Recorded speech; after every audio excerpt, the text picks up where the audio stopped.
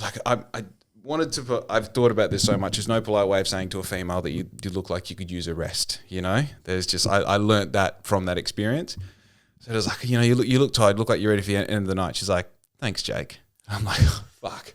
That's one of those things, isn't it? And I came home and like had a big long chat with her about Riz and then talking to my guy mates about it. And it's like, yeah, you just never say that they look anything less than good. You see, I think that's... I think the reality is that often you don't look perfect and you don't look your best. And to have someone not acknowledge that you look tired, that you look exhausted, that, you know, clearly you've been working incredibly hard, I actually think is it's problematic. It doesn't bother me if people say to me, Sue, you're looking really tired. Because in fact, then I can respond, yeah, actually I've been working really hard. So, right, that's the thing. Like my greater, what's the word? Like not vision, but like part of my character is trying to zoom out of the experience of being a human enough to understand what's going on. And part of that is being so honest with myself that like I take responsibility for everything bad and good. I take responsibility for everything that everyone else does to me because I chose to be around that person. I take responsibility for everything. And if you dilate that down into what we're talking about, you know, you look tired, you look like you could use some rest, to receive that is like, okay, this person is telling me a factual bit of information based off my aesthetic at the moment. And now it is on me to decide A, how I treat them because of it, and B, what I do with that information for myself. Because it might mean, well, I'm, you know, let's say it's 11:30 at night and I'm drinking. It might mean that I don't have the next drink. You know, let's say it's 11 o'clock in the morning on a Tuesday. It might mean that, you know what, if I can, I might take half an hour longer for lunch and I might just get rid of this, drink some more water, and just be in a quiet, dark room and let my body catch up a bit. It's a more pointed version of the "Are you okay?" Because you've honed in on one aspect of her appearance, which has made you concerned or perhaps worried that, you know, she has been working really hard. And so for me, you know, it's okay, yes, sometimes I'll respond like Christine does by saying, oh, gee, thanks, you know, I really needed that. Yeah. Because sometimes you're thinking, I know I look like shit and I know I'm exhausted and I don't need somebody else to point it out. But other times it's actually, no, that's fair. I'm tired. I think also like intention, right? Yeah. Intention. Yeah. And the crazy thing for me is, and talking to a 32-year-old male, you're going to say like, shut up, this is stupid. But like, it's easy to feel like when you're, you know, in your 30s and you've got a career and, you know, things are settling down and you're like talking about, you know, house and kids and, you know, buying for an indicator, buying a car that's worth more than $50,000. You're like, I'm an adult and I'm doing things seriously now. But you sort of get to a point where you're like, okay, the things that I'm going to learn are now incremental. I'm not going to have these massive aha moments like I've been having in my 20s and in my adolescence. That moment was a massive step forward because I'm like, oh, if that is correct, then there's a whole trickle-down effect from that. I can understand humans, women, conversations, and feelings in a whole different light if that is true. And as much as we're saying like, yes, I mean, it might be accurate, it might be this, it might be that, don't tell a female she looks tired. You know, like I can tell Larissa that because we have such a deep ongoing conversation that's been going on for 8 years now. We are honest with each other. We spend literally every day together. Most people don't have that in their relationship. And I can say to her, like, you know, you look tired. As your employer, why don't you take the rest of the day off? As your fiance, why don't we do this later on? Yeah. And as your best friend, is there anything I can do for you? Right?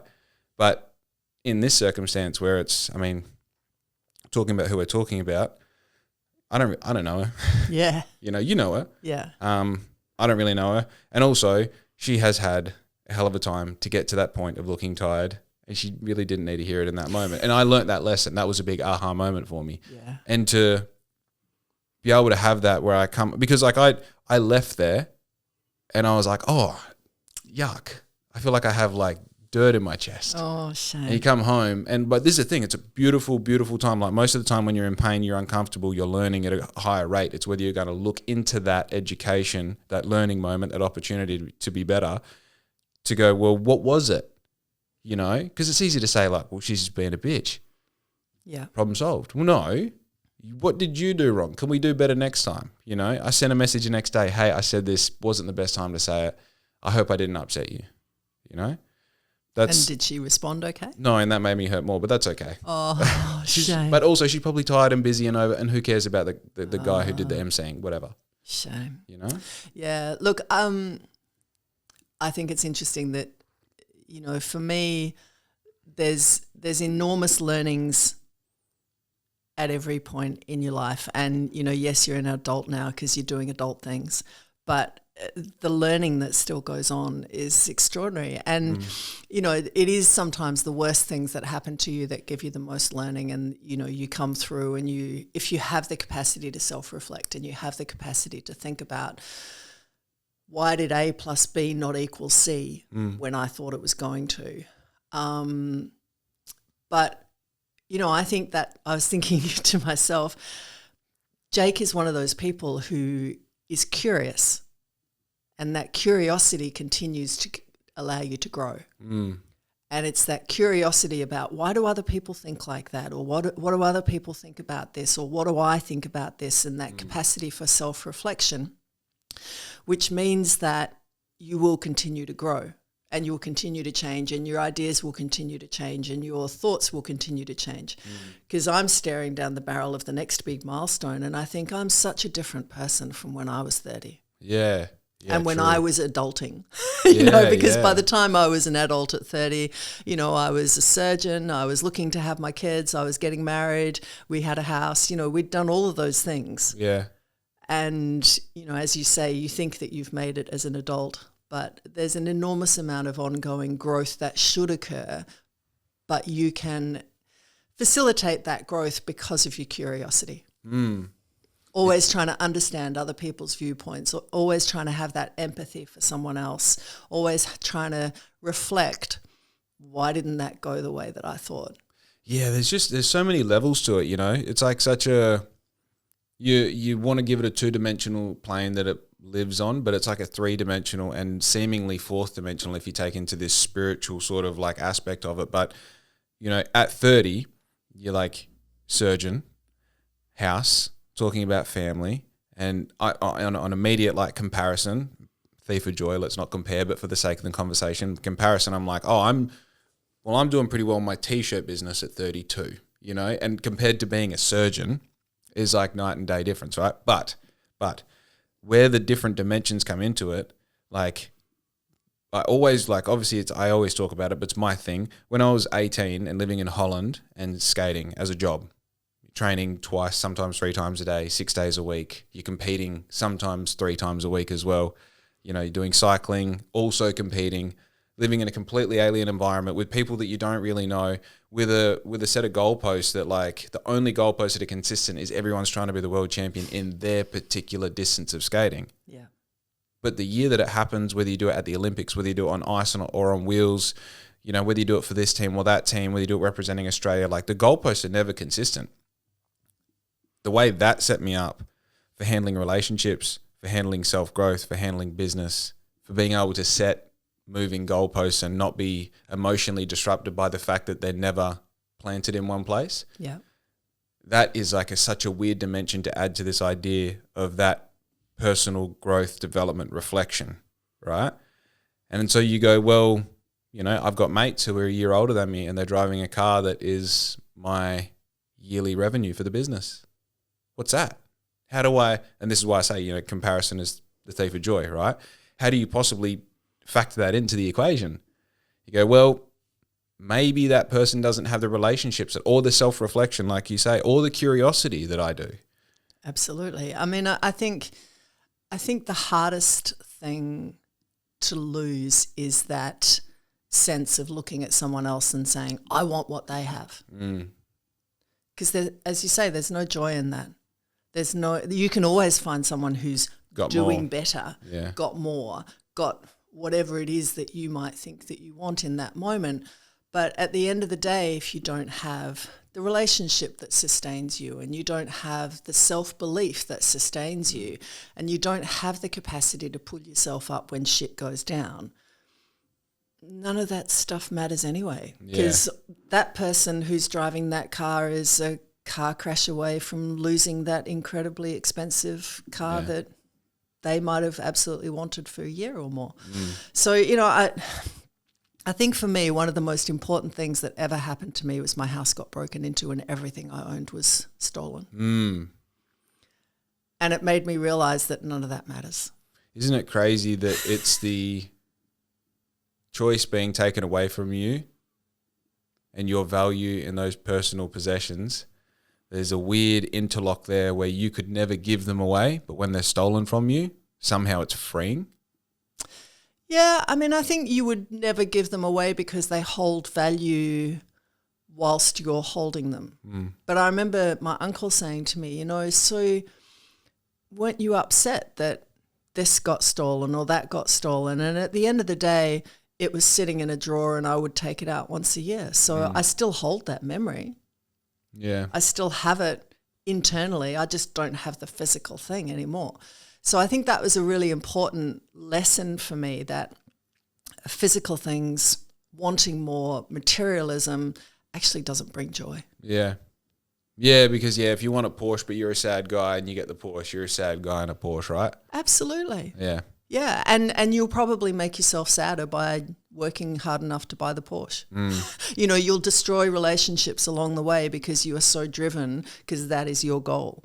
Yeah, isn't that, like, I've found that I've been really good at listening to people older than me my entire life.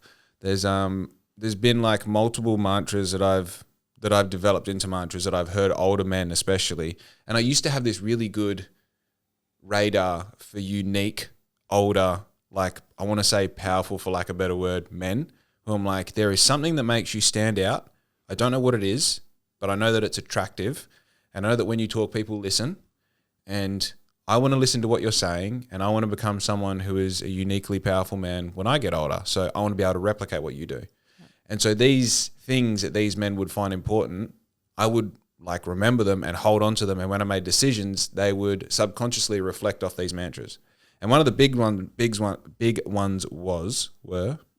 is don't sleep around when you're in high school, because that will stay with you in one way or another for the rest of your life. And I followed that to a T. I didn't sleep around high school. I had skating. I didn't really have a choice. You know what I mean? I was too busy doing something, which was a blessing in disguise, but rattled me at the time, you know? And these sort of mantras have helped me along the way. And now I look back and go, these little sort of like parameters, these like the rails that you put up saying like, oh, I might do this. Don't do that. Don't do that. For whatever reason, that guy said that time. And I'm talking like when I was 9 years old, hearing these things for the first time, going like, no, he said that, so I'm going to follow that. And those things have like, they've kept me true. They've kept me true. And now when I look at it, I now am in a position where I try and analyze everything in real time and go, well, let's pretend I am the unique, powerful man now. What's the best possible version of me think of this situation, and let that set the parameters and then follow that. Because I think most of the time we set these superheroes in our mind, forgetting that they're flawed humans. Absolutely. Right? Yeah. We go, oh, well, what would this person do in that situation? Well, the reality is that person's made more stuff-ups than you to get to that point.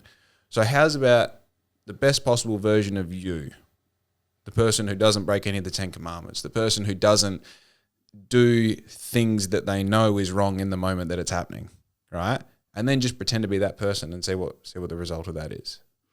Yeah, I mean, I think the other thing too is to have the humility when you realize you don't live up to your own expectations. Because it's really hard. You know, you've just set enormously high expectations on yourself and the way that you'll behave. And I think that's great. And I think it's really positive to have things that you live by and things that you want to be the guardrails of your life.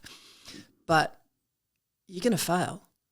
because you can't be perfect all the time, and that's your image of perfection. And if your image of perfection is what you have to live up to, well, that's as hard on you as wanting the Porsche. Yeah, but you have an image of perfection of Sue.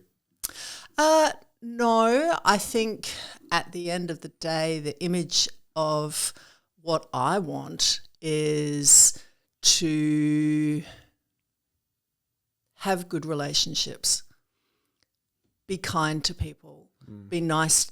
Nice is the wrong word, that's too soft, but to have empathy, and to have understanding of why other people might be in the position that they're in, and to use the skills that I have. Yeah, I think the guardrails of expectation of myself are all in soft skills, 100%. Because, like I get better at sales the better I understand people. Sales is a really pointy, it's a black and white result of a very colourful thing that you're trying to achieve, right? You're like, did you make money? Cool, it worked. But the more I actually understand, like, why does someone come to me when they want uniforms? And I'm making this a very business-driven sort of approach. Analogy, yeah. But it does reign true in, why did Larissa come to me for a partner? Because if I can sell that to her, then I'll get everything I want in return, right? And that, again, sounds very yuck, but it's like everything is, not everything, but almost everything is transactional in a way. And when I make the goalposts about, well, how am I making people feel? And is that how they want to feel? And in return, do I get the feeling that I want from that situation? And if it's yes, yes, and yes, then keep them play on. Yeah. But if there's something missing there, then let's try and do better at that. And it's like, the crazy part about it is the hard part isn't setting really strict guardrails. The hard part is applying it across your character to make sure there are no holes in it. Because I don't want to be great at communication and then shitty execution of a particular process in my business. I don't want to be a 9.996492. I would rather be 7.5 everywhere, and then work at being 7.6 everywhere, and then work at being 7.7 everywhere. So who tells you where your 4 is? I do. Yes, I do. I think that's one of the hardest skills to learn, because I think it is very hard to analyze your own 4s. For sure. And to accurately identify 4. And for me, that was one of the really big learnings that I had over the last 12 months was, there were people who would come into the pathway that I was on, and I would think that we were traveling along just fine. Everything was great. Everyone was working to their capacity. Everyone was doing everything that they thought. And then all of a sudden I would find that person would peel off and say, I can't work with Sue. And I'd be like, wow, where did that come from? And so I think everybody has blind spots about their own interactions, their own capacity at times. And it might be that you 95% of the time are working in your guardrails and you're performing at a 7.5. But throw a whole heap of stress and tiredness and raise the stakes, you're suddenly offered $1 million deal, and you might find that suddenly somebody says, you're working at a 4, I can't deal with it. Okay. And I think that's really, that's really hard to accept, because for someone like me who's worked really hard at trying to be empathetic, trying to be understanding, trying to be inclusive, trying to run a team leadership where everybody's voice is important and everybody's thoughts are valued and every member of the team is critical, to have somebody turn around and go, actually, I can't work with you, that's really challenging. The most complicated element in all of this is other humans, though. Yeah. Yeah. So I think, yes, and that's a slingshot result, because what person X is going through at home and the traits in you that reminds them of their mother and the thing that happened to them or the thing they felt last night when they watched maths are all uncontrolled things about you. And excuse me, and I think that's a really important lesson for everyone that, you know, you can't control how other people feel about you. You can't control how other people react to you. But when that happens, it's also important to not only put the mirror up and say what's happening in their life that might be contributing, but put the mirror back on yourself. Oh, so I think the first thing is yourself. Oh, yeah, absolutely. Yeah. But, you know, you have to do both. You have to have the capacity to do both. Otherwise, you won't continue to grow and you won't learn from that experience. See, that's it full circles back to where we started, right?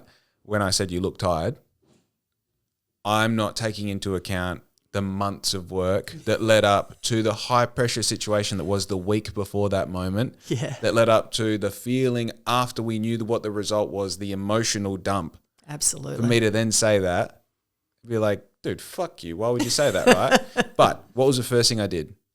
I went home and I held the mirror up and I was like, what did you do? What did you do? Oh, I didn't think about this. I didn't think about that. I didn't think about that. So your question was, who tells you, where do you get the 4? Where does a scorecard 4 get held up? Usually it's the dirt in the chest. It's the feeling. And I mean, right now I'm going to a thing like that's prevalent enough to talk about, but too prevalent to go into what it is. But I'm going through a thing at the moment where I'm having to navigate these shitty feelings in myself, like I'm doing this thing that I don't want to do, but I have to do it. So you need to find a way. This is my 4 at the moment. You need to find a way to deal with that. And whether it's a little joke that you tell yourself while you're doing it, or whether it's a new perception of the activity, we look at it from the side instead of head on, or maybe it's a countdown until it ends, or whatever it is. And I've done plenty of things. You've done plenty of things in your life you don't want to do, and you come up with these things of managing that thing until it's done, right? And in that, not only am I learning how to deal with that, I'm learning how to understand what a 4 looks like when it's happening. I'm looking for the trigger, and I'm building an action to put after the trigger when I do feel it. So instead of the next time it happening and I'm going like, fucking no, Sue, I don't, whatever, I go, okay, trigger, I'm pissed off, but I've been here before. I'm fine. Talk to me. What's going on? Yeah. Right?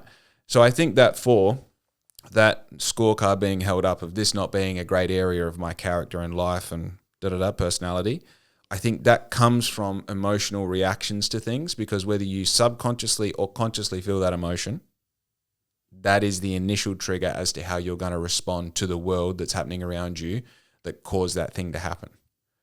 So usually for me, it's like, I actually posted my Monday motivation this morning was in essence about this. It's understanding that where you are and where you want to be is usually like 1 to 3 steps of discomfort away. And you are consciously deciding to do the thing that isn't that because it's uncomfortable. I want to learn how to play piano. Yeah, but the first time I play, I sound like an idiot. We'll just get that first time out of the way.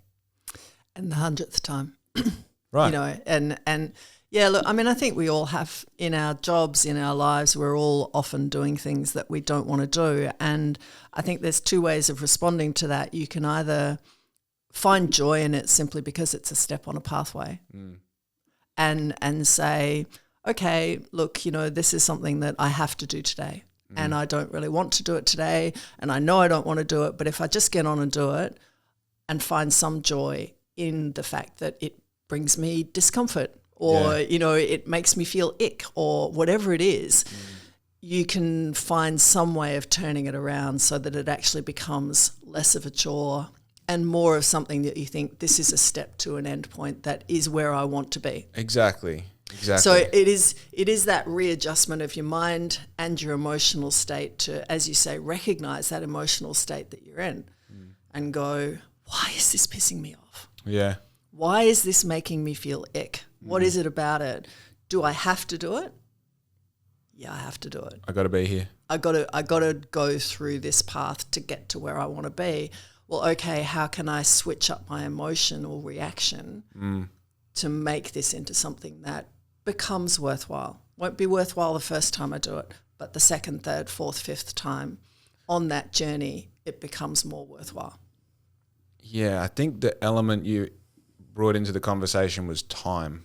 Yeah, absolutely. Right? Because like everything is a season. Yeah. Everything's a season. When you get sick, you're like, I've got a cold for 4 days, 5 days. It's just, I'm sorry, I've got a cold.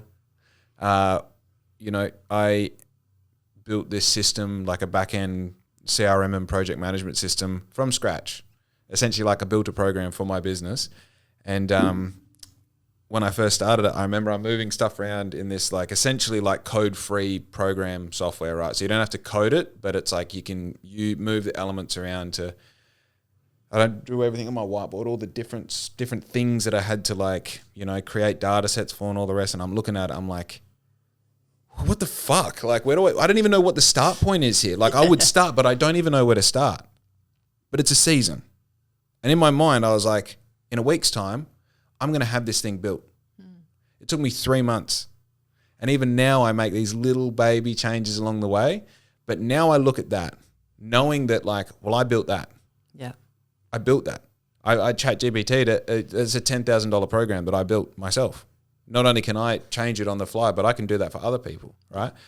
So then you go to the next challenge and you go, well, yeah, it sucks and I don't know where to start, but it's a season. It's a season of discomfort. And once I know this, not only do I know that, but I remember that other thing that we got and the thing before that and all the shit that they warn you about before you start a business. Well, we got all of that under our belt.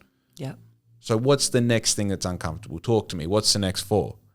And I think when you get a taste for, in skating, there's only 2 things to speed skating. There's straights and corners. Straights and corners. And if your corners are really good, work on your straights. And by the time your straights are perfect, your corners have gone to shit again. Yeah. So you're always doing the thing you're not good at. And that was the original thing that made me go, what's the 4 and what's the 9? Yeah. And now my business, you go, okay, cool. So we've got the system, we've got the printer. I think we need some marketing. Okay, let's do some marketing. And then while you're doing the marketing, you realize, this little part of the system can't manage it. I can't make a note. In some spare time, we're going to look at that. And I think the original question was, how do you pinpoint the 4s? I think the reality is that life is never cruising so well that you're looking for bad things. I think that life is a beautiful disaster that you're constantly putting out fires and making note of the next bit of ember you see landing so you know where to aim the fire extinguisher next. Yeah, let me think on that one. I think thinking about what you've been talking about, the really critical thing that you have that I think needs to be taught much more to our kids is that emotional awareness. What's happening with my emotions at the moment? Yep. Where am I? What am I feeling? And the fact that because you're feeling angry doesn't mean you are angry. Huge. And having that capacity to recognize that difference, I think, is something that is really, really important, the emotional intelligence of our society. And it's really hard to learn it as an adult. Oh, yeah, I know. Yeah, for sure. So you have to have parents or teachers or schooling or something that is invested in teaching it to our kids. Right. And as a parent, you can do that for your kids to a degree. Why are you angry? What are you upset about? How does this make you feel? All of that sort of stuff. But that emotional intelligence is what breeds success. Yeah. Because it allows you to step outside of yourself and to acknowledge the feeling, but it doesn't have to be an action. And to acknowledge how you're sitting at this moment in time and to sit with that discomfort. Do you remember the tipping point of going from being governed by emotions to being aware of your emotions as a human? I think I don't remember it as a child. I remember I had a pretty bad experience when I was in my 20s and actually thought about killing myself at that time. And I remember just thinking to myself, that experience of feeling so overwhelmed, so completely like there is no point to any of this, that it was the awareness then that I could sit with that. I didn't have to act on it. it was actually a necessary part of my growth to Wow. understand how this made me feel and how that helped me to then understand how other people might be feeling. Wow. But it was this, and it was also one of my friends who actually confronted me, and she said, "So, where are you at?" And I actually had to admit to myself and to her how bad I was. Yeah. And it was just that sense of just sit with today.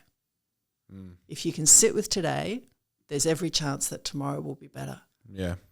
And that for me was probably that's my memory of the really big, like, kabloom moment for me, where I went from being someone who was very sure of everything. Yeah. I knew exactly how the world worked. I knew exactly how it all was going to go down. I knew exactly the path that I was on. I knew exactly what I was doing with my life, and it all just combusted. So I think this was resonating before. I don't remember what you were saying when I thought this, but like there's this rug pull moment, and that sounds like a rug pull moment. Absolutely. If I don't know how I feel and who I am in this situation, then that actually pulls a rug on everything. That's where suicide makes sense, because you go, well, if nothing's right, then what's my point in nothing? And I think a lot of people can't begin emotional awareness leading to finding the fours, leading to making changes, leading to understanding that there's so many fours that I need to address, and actually they're ones, and I maybe don't have as many nines as I had. And all of a sudden the idea of pulling the rug out from under yourself was like, I'm just going to keep moving forward in ignorance. It's working so far. Why would I do anything? Shut the fuck up. I don't want to hear it, right? That's the reality. Yeah. And I say this in almost every podcast. Most people live, Joe Rogan quote, by the way, most people live silent lives of desperation, specifically men.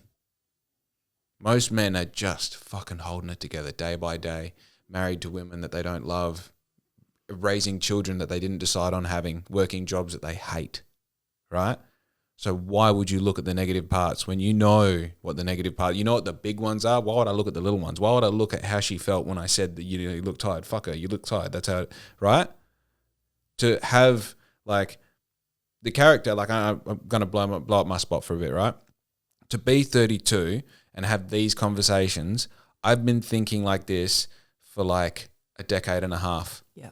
I remember the moment it started because I was just like, what are you doing? What are you doing? You're an idiot. Yeah. Literally a decade and a half. I was sowing a grape across the room in Holland to a Dutch man who are very honourable and full of pride. I was throwing a grape across the room, trying to land it in his meat and gravy so it would splash the gravy onto his entire white T-shirt and pants. No. He's like, what are you doing, man? And I was like, what am I doing? This is weird. Why would I do that? You know, it was the first time that I had a conscious thought, and all of a sudden, like, fast forward. It's funny how you worded your experience in your 20s, because I had a very similar thing that if this doesn't stop, I have to stop it. I have to stop. And the only way I know how to do that is stop everything. Yeah. Right? But I knew at the same time that that wasn't the answer. Yeah. That this, at the time I didn't realize it, but this is a superpower that's just fucking, it's gone. For now, we just have to learn to live with it. And manage it and work out how to point it in the right direction. I'm interested in your Joe Rogan comment. How does that sit with you as someone, you know, talking about men leading lives of quiet desperation? I don't understand why there's no sense of agency there. So why for, you know, your reaction is, I take responsibility. I'm aware of what's going on. I'm responsible for my actions and for as much as possible for the reactions that are occurring around me.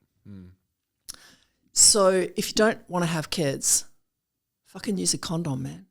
Yeah, I know. You know, so I know. So I don't understand. I'm interested to unpack that sense that, you know, quiet desperation, I have no agency here. Because every step of our lives, there is agency.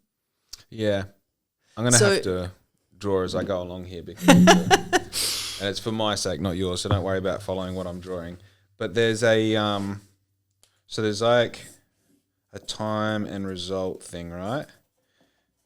And obviously, as time goes on, because we age, yeah, cool, I got the idea. So here's how it works. If you said to someone, like, what do you want? What do you actually want? And they go, oh, well, I want, very surface level. I want Porsche. I want house. I want rooms. I want garden, right? And then a level below that, I want relationships. I want happy. I want nice food. And then step below that, I want shelter. I want comfort. I want coffee to taste good. That sort of thing. You go, cool. If I told you that it's 1,000 good decisions away and you're going to have 1,000,000 opportunities to make that decision, which means you're only going to get 1 in every 10 right, would you do it? I said, yeah, of course. I'm going to get 1 in every 10 right. I like my odds. I'll roll the dice. I'll roll the dice 1,000,000 times and see how we go. Now, the older you get, the less opportunities you get to roll the dice. So if I ask you that at 30, you've now got 500,000 chances to roll the dice, and you have to get 2 out of 10 correct to get to where you want. If I ask you at 50, you now have 200,000 times to roll the dice. It doesn't go in time. It compounds over time because the older you get, your body ages, you have less mobility, dexterity, neuroplasticity. Your applicability to the world goes down because you don't have the same ability to learn and navigate and physically mobilize as you do when you're in your 20s, right? Now, the juxtaposition here is, as a male, you're not really human until you're 30. You're like this monkey with a penis that's just making decisions based off what you can achieve with the penis, right? Not with the decisions. So what happens is, to get the optimal result, you need to find the perfect balance point of having that conversation with yourself, which is actually a reflection into the universe, having that conversation with the creator, the rules that are set, whatever you want to call it, God, for the lack of better words, right? You have that conversation with the creator saying, you can have everything you want. There is an actual method to achieving everything you want, but you have to take it seriously and you have to play to keep.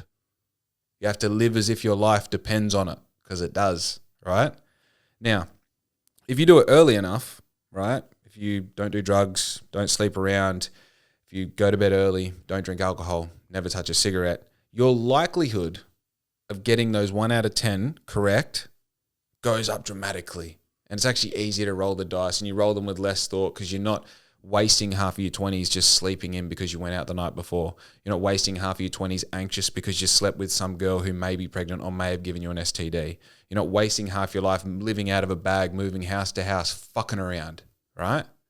But there's a certain part to character development that comes from sleeping with different girls, taking drugs, going to Europe, being crazy, getting that all out of your system, like a dog getting out of the ocean and just shaking it all off, right? There is value to that. So you have to find this perfect balance point of how many times you're going to roll the dice, knowing that the likelihood of you getting everything you want is a 1 in 10, but only if you roll the dice and only if you learn how to fail upwards on the other 9 rolls. Where did I go wrong, right? So the reality behind that is most men in that period accidentally do get a chick pregnant. And then they buy the car that is outside of their actual affordable, not how much the bank will loan you, but how much you can actually pay back while living a normal lifestyle. Or they get a habit. Or they fall unlucky with health. Or they buy a jet ski because their mate gets a jet ski. And what happens is your ability to actually roll the dice diminishes at a quicker rate than just aging because you're limiting what you can do with your mobility, your viability, your time, your neuroplasticity. So you end up surviving instead of living. And surviving is keeping her happy. And now there's a child.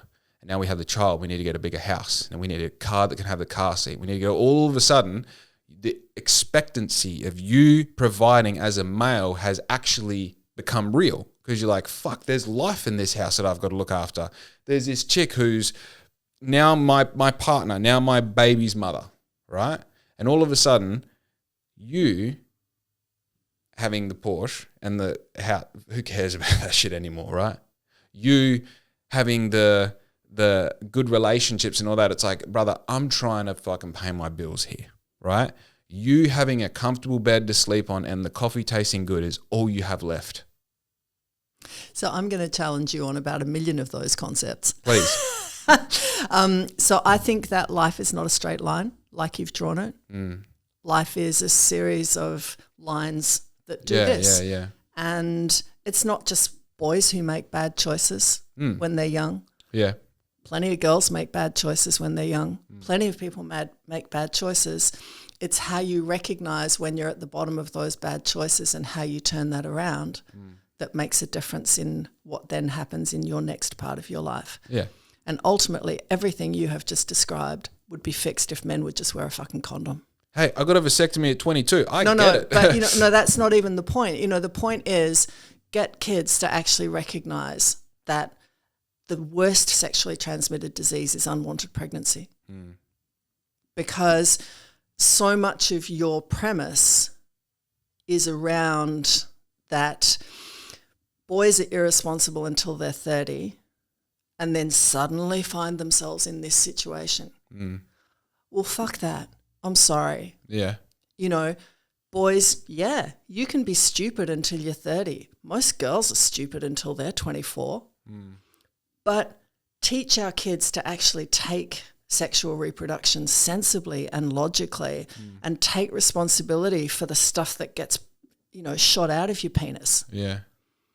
And, for me, that's that kind of men living lives of quiet desperation is absolutely countered by women living lives of quiet desperation with men they don't love, that don't want to look after this kid that really neither of them wanted, but they didn't have access to reproduction rights and they couldn't get an abortion or they didn't think that they should for whatever reason.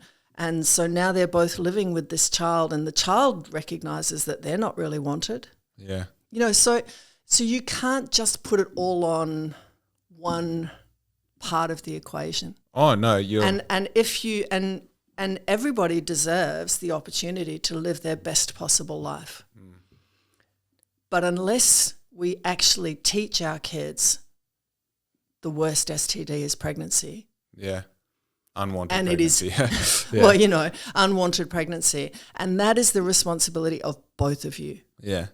That isn't just for the girl to manage. And that isn't just for the boy to every now and then think that, maybe I've got a condom in my pocket. Get real, guys. I agree. So and this concept, I mean, you and I are both living representations of the fact that life isn't linear. Because we've both been through situations where we thought our life was going in one direction and then suddenly it goes Yeah. and then it goes and then it goes so you can't have this linear concept that suddenly you're rambling through life and suddenly I'm not living the life I wanted. Yeah. But I'm sorry, but there's ways along the way that you could, in fact, if you had the emotional intelligence, if you were given the emotional intelligence skills, if you were supported during those periods of time where life was really shit and you didn't know what you were doing and somebody actually came and lifted you up during that time. Yeah. And if you were told, please, every single time you get the willy out, please put a condom on it. Yeah.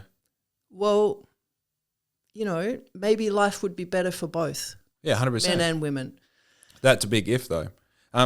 Why is it a big if? Move your microphone just a bit closer. Why is it a big if? Why is it so hard? Why do we not, this is what really freaks me out about the whole stuff that's going down in the States at the moment about control over women's bodies. Because you can't get pregnant without the semen. Right. So why is it not discussed that both parties need to take responsibility? And yet, it's like, women somehow want to get pregnant, somehow want to have a child and want to trap someone in that situation. Yeah. I'm sorry. I don't buy that. It's a crazy assumption. I do not buy that at all. So, I think the way that we frame these conversations, as you know, I probably expressed last time, I don't necessarily have a lot of respect for Joe Rogan in some of the things that he says. And I think painting this as a men versus women problem is not the answer. I appreciate what you're saying for sure. I threw the quote out as most people live lives of silent desperation, specifically men. I would say that's anecdotally because I'm a man trying to make sense of the world in this, perception of like trying to zoom out of the human experience and go like, what's going on? What is it to be a human? What is it to be a male? What is it to be a man? Two different things. What is it to be a male/man living in this part of the world? What is it to be Jake as a male living in this part of the world in this time frame? Because it's different from my dad. It's different from my mates who are 4 years younger than me. It's different from the work experience kid who's 17. It's different. Like, it's constantly different. We're watching Game of Thrones. I know it's not an accurate representation of what, but it's also like you're talking about men who live with honor, who lived by their word. And you're like, where the fuck is that these days, right? Yeah. And I think you're 100% right. There is an education issue. My experience, which again makes it completely anecdotal. Am I using that word right? Yeah. If you're only talking about your understanding of, the experience as it exists according to Jake and his mates. Right. So my experience was, I'm never going to have kids. Like, you can cut that tube, but it's all good. I don't give a fuck. You know what I mean? Like, I'm living. And then, 7 years later, I meet the girl and you're like, well, if I was going to have kids with anyone, it's probably her. And then you start having that conversation and then you build the business and everyone knows the story. And then all of a sudden, like, we're not having the easiest time we were thought getting pregnant, not related to the vasectomy or reversal or anything, but we're now like upset that we can't have kids. Like, I feel like part of this whole journey is to get myself to a position where I can take the next step, which is then having children that you can teach them everything you learned, thus is evolution, right?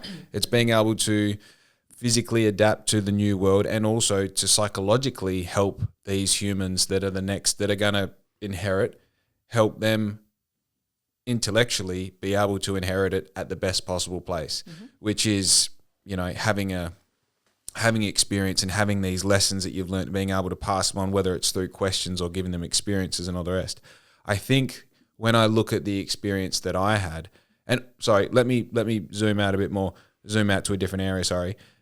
What I explained, that analogy of of a man's experience, is what I saw happening in real time and what I'm seeing the results of the average male experience of people that I saw grow up around me.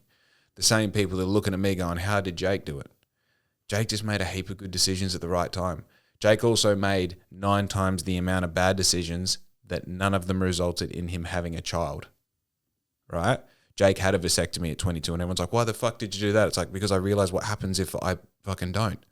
Like, I know. I've had women use it against me. I know, right? And that's probably part of my innate sort of theory. So I still don't understand how that that doesn't just simply translate to take responsibility, boys. Yeah, that's right. So I'm getting there.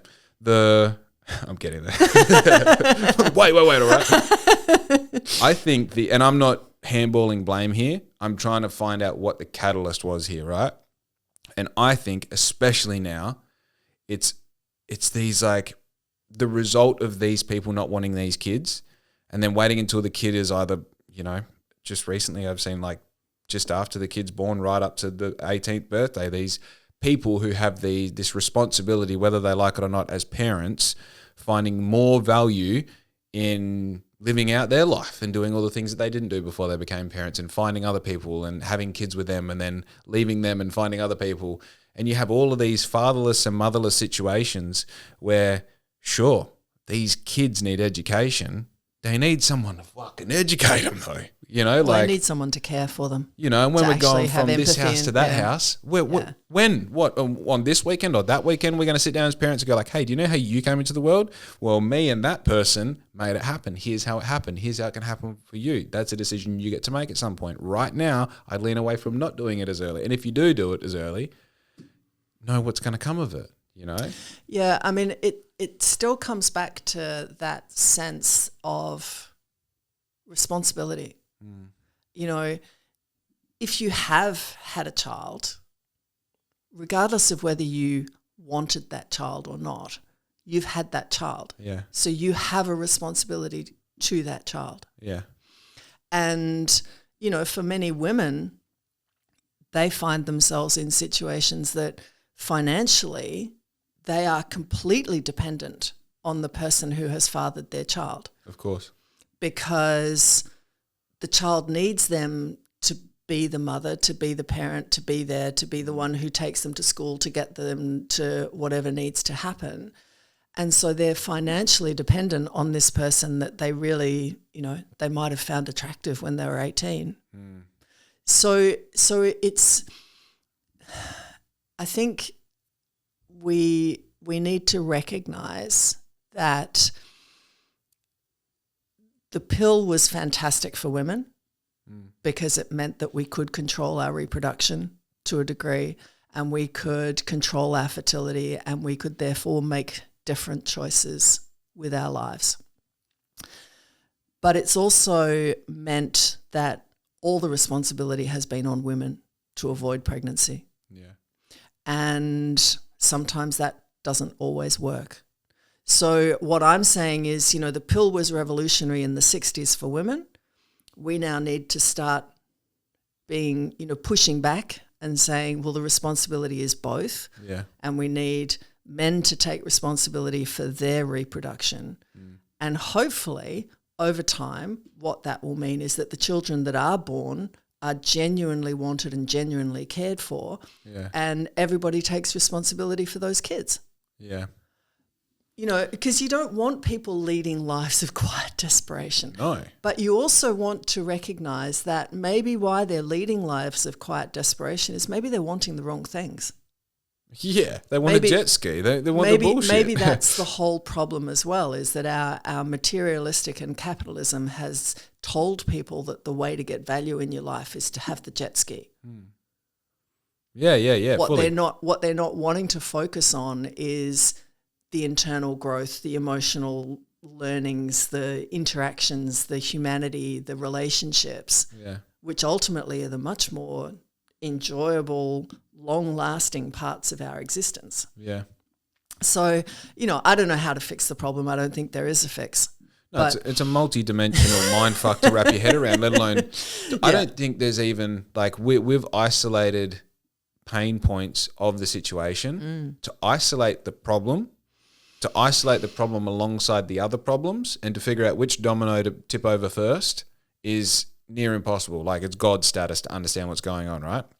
So I think you were talking about that hierarchy, and there's some really, I can never remember the name, but there's some hierarchy of needs which talks all about, you know. It starts with P or M, Pavlov's or something. No, that's dogs. No, that's dogs. Yeah. But, you know, people want to have, the very first thing is food and water and shelter. And even on that level, our society is failing. Yeah. So if you think, okay, what's the way that we could maybe look to manage and to start to lift people up and start to give them food, water, shelter? Well, it's this radical concept of, you know, you might want to actually make people who don't have a job have a payment that actually allows them to get a house and to buy food. And if they do have, you know, you might have a universal basic income, which basically means money that Woodside or Santos or, you know, BHP is currently squirreling away into their offshore accounts should be being put into a fund that Australia gets to use to fund a universal basic income. Yeah. And to fund universal education and to fund universal reproduction, you know, rights, control, whatever you want to call it, education. So, you know, if you look at that needs hierarchy, maybe we do have a solution. But again, you know, it comes back to how our society runs and how our government runs and how our politicians manage our national finances. Yeah. Maybe that's the shift. Yeah. Because there's plenty of countries in Europe and Scandinavia that do it like that. Yeah. I think there's an integrity-based thing there, right?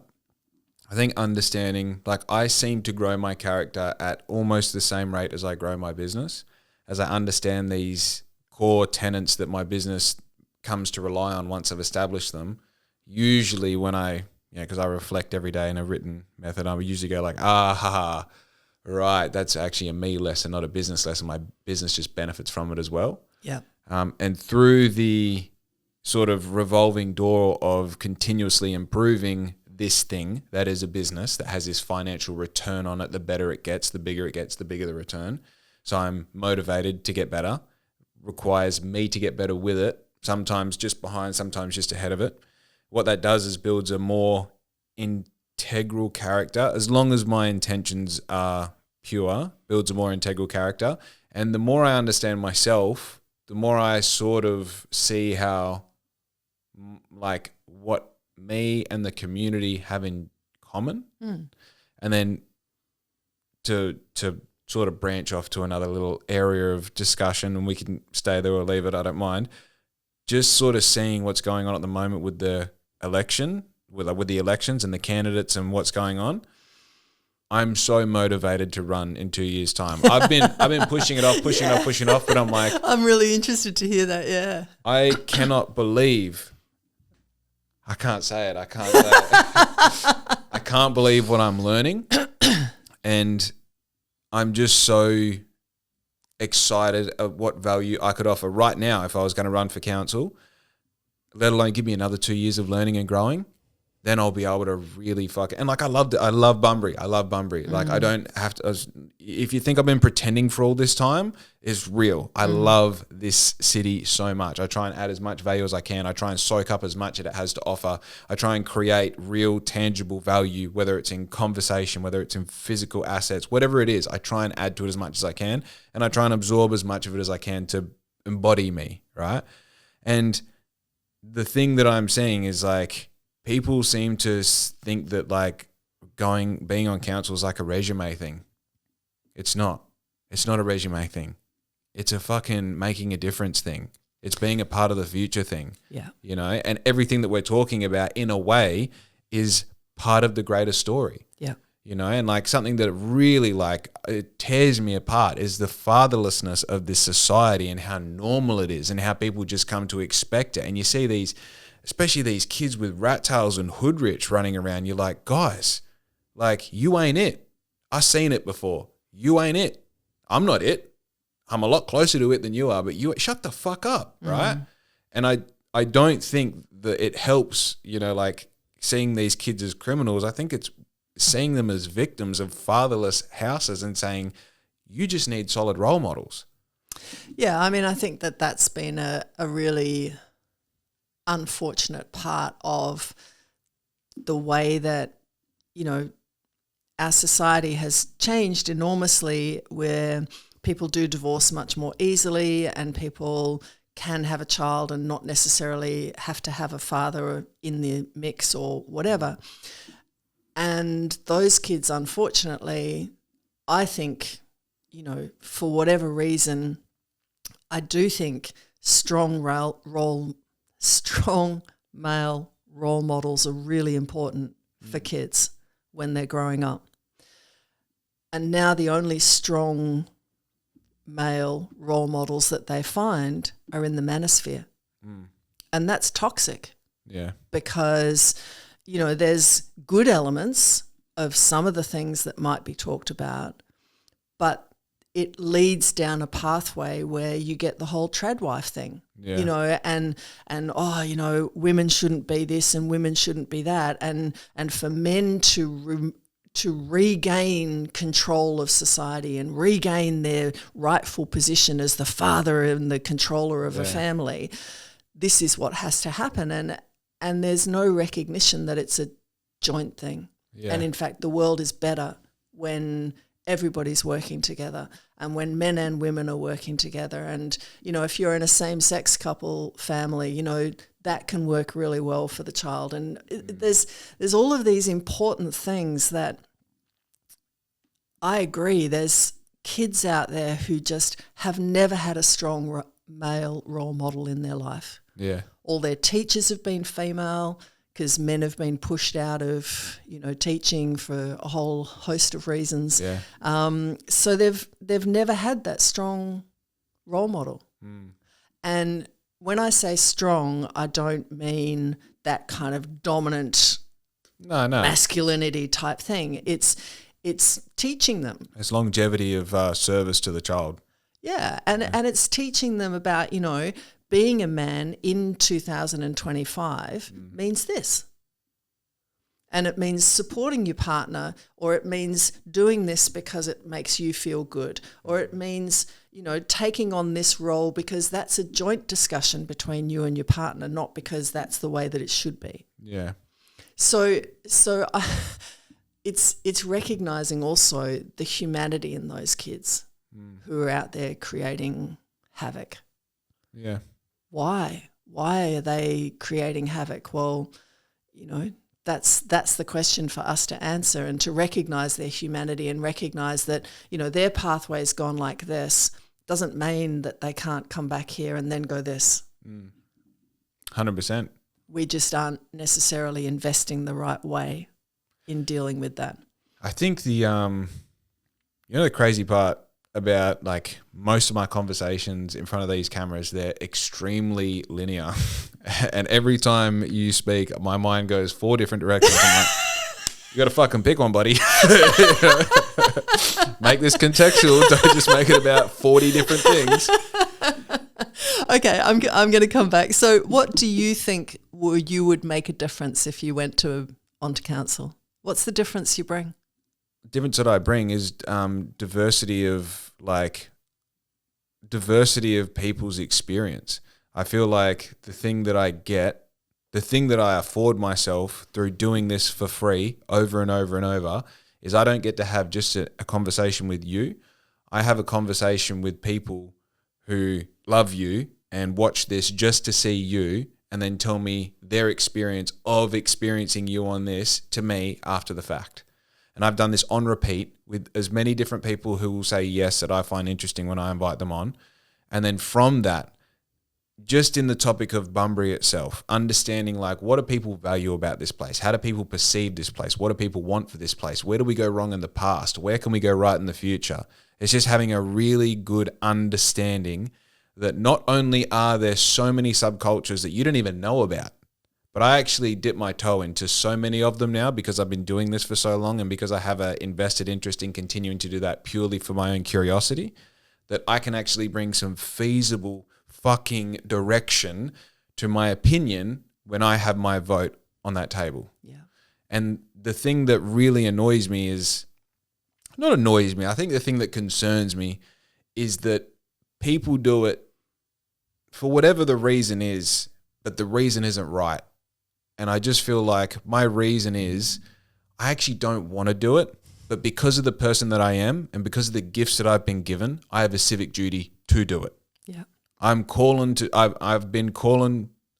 do it. Calling's not a word. Correct. I've been called to do it by people, by spirit, and by the fact that I can see how it's going down. And if particular people get either position in this year's election, I can see how it would be at a detriment to Bunbury. Right. And that's what worries me. Yeah. And the only way I can really make, up until literally last week, I thought the real way that I can make a difference in this town is be really rich. Because when you're really rich, you get to ask the questions instead of answer them, right? I think there might be some value to being really rich and also answering the questions. Yeah, look, I think the biggest thing that really bothers me, and I don't live in Bunbury, I'm in one of the other councils that's around Bunbury, but you look at how my perception of Bunbury is it could be so much and it has such enormous potential, but it's been held back by a lack of vision and by a lack of planning and a lack of thought about how we make this place something. And that was one of the really interesting things when I was going around during the campaign, because I met all of the different councillors and I met all of the different mayors and shire presidents and stuff. And it was just fascinating to me how different their approaches were. And it made sense to me why Bunbury is where we are after speaking to all of the different councils. And I think that it's really important for each person who is looking at who they're going to vote for to think about what is that person's vision for this part of the world and who are they responsible to? You know, is there someone behind them pulling the strings, or are they actually there for the right reason?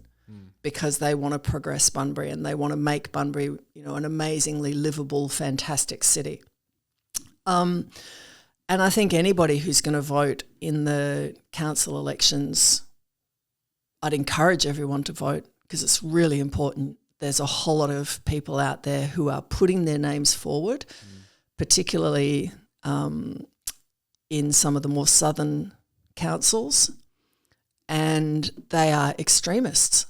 They have the most incredibly extraordinary ideas. And if there's not enough people who actually put a vote in and who make an active decision to not allow that onto our councils, well, that's dangerous for our democracy. 100%. So, you know, I think it's great that you've kind of finally turned a corner, because it is a really difficult decision to make, to run. Yeah. But also, for complete transparency for the listener who doesn't know, this is coming from someone who ran for the Forrest seat federal election, in the federal election, which is bizarre. I didn't want to make the whole podcast about that, but I feel like we have to circle back to that at some point. Yeah. Continue, sorry. Yeah. You know, I think congratulations on putting it into your vision board, if you like, that's what you're thinking you want to do, because we need diverse people to step up. We need people who are younger to step up. We need people who have opinions that don't necessarily revolve around real estate as the way that you make your money. Yeah, interesting. Yeah, look, it's a weird one because you're putting yourself into the public spotlight when no one asked you to do it. Most of the time, the people who are saying, oh, you'd be a really good person to do that, sometimes they don't understand what the job role is. And yeah, it's like Tom Dillon said it really interestingly. You know who Tom Dillon is? Yeah. So he said, unfortunately, you're the guy who's going to live a really hard life for everyone to live a really good life. And the longer I think about that and sit on it, the more sense it makes. Because when I first heard it, I was like, what? You know, like, nah, I'll just get in, it'll all be roses. It won't be. No. Unfortunately, being who I am, fighting for what I think is sensibility is probably going to lead to a lot of bloody heartbreak, because you realise that everyone's experience gives them a different idea of what sensibility is. But you come back to that hierarchy of needs. Right. You know, at the end of the day, what do people in Bunbury need? They need a house. Well, that's pretty tough at this moment in time.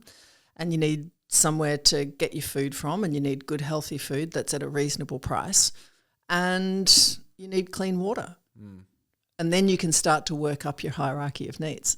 So, you know, if you're constantly coming back to just thinking, what are the basic things that a local council can influence and should be influencing and should be promoting, then the rest becomes noise. Right. I think you're right. And there's this idea that, like, I think the thing that keeps going back to me is, like, people want to be heard.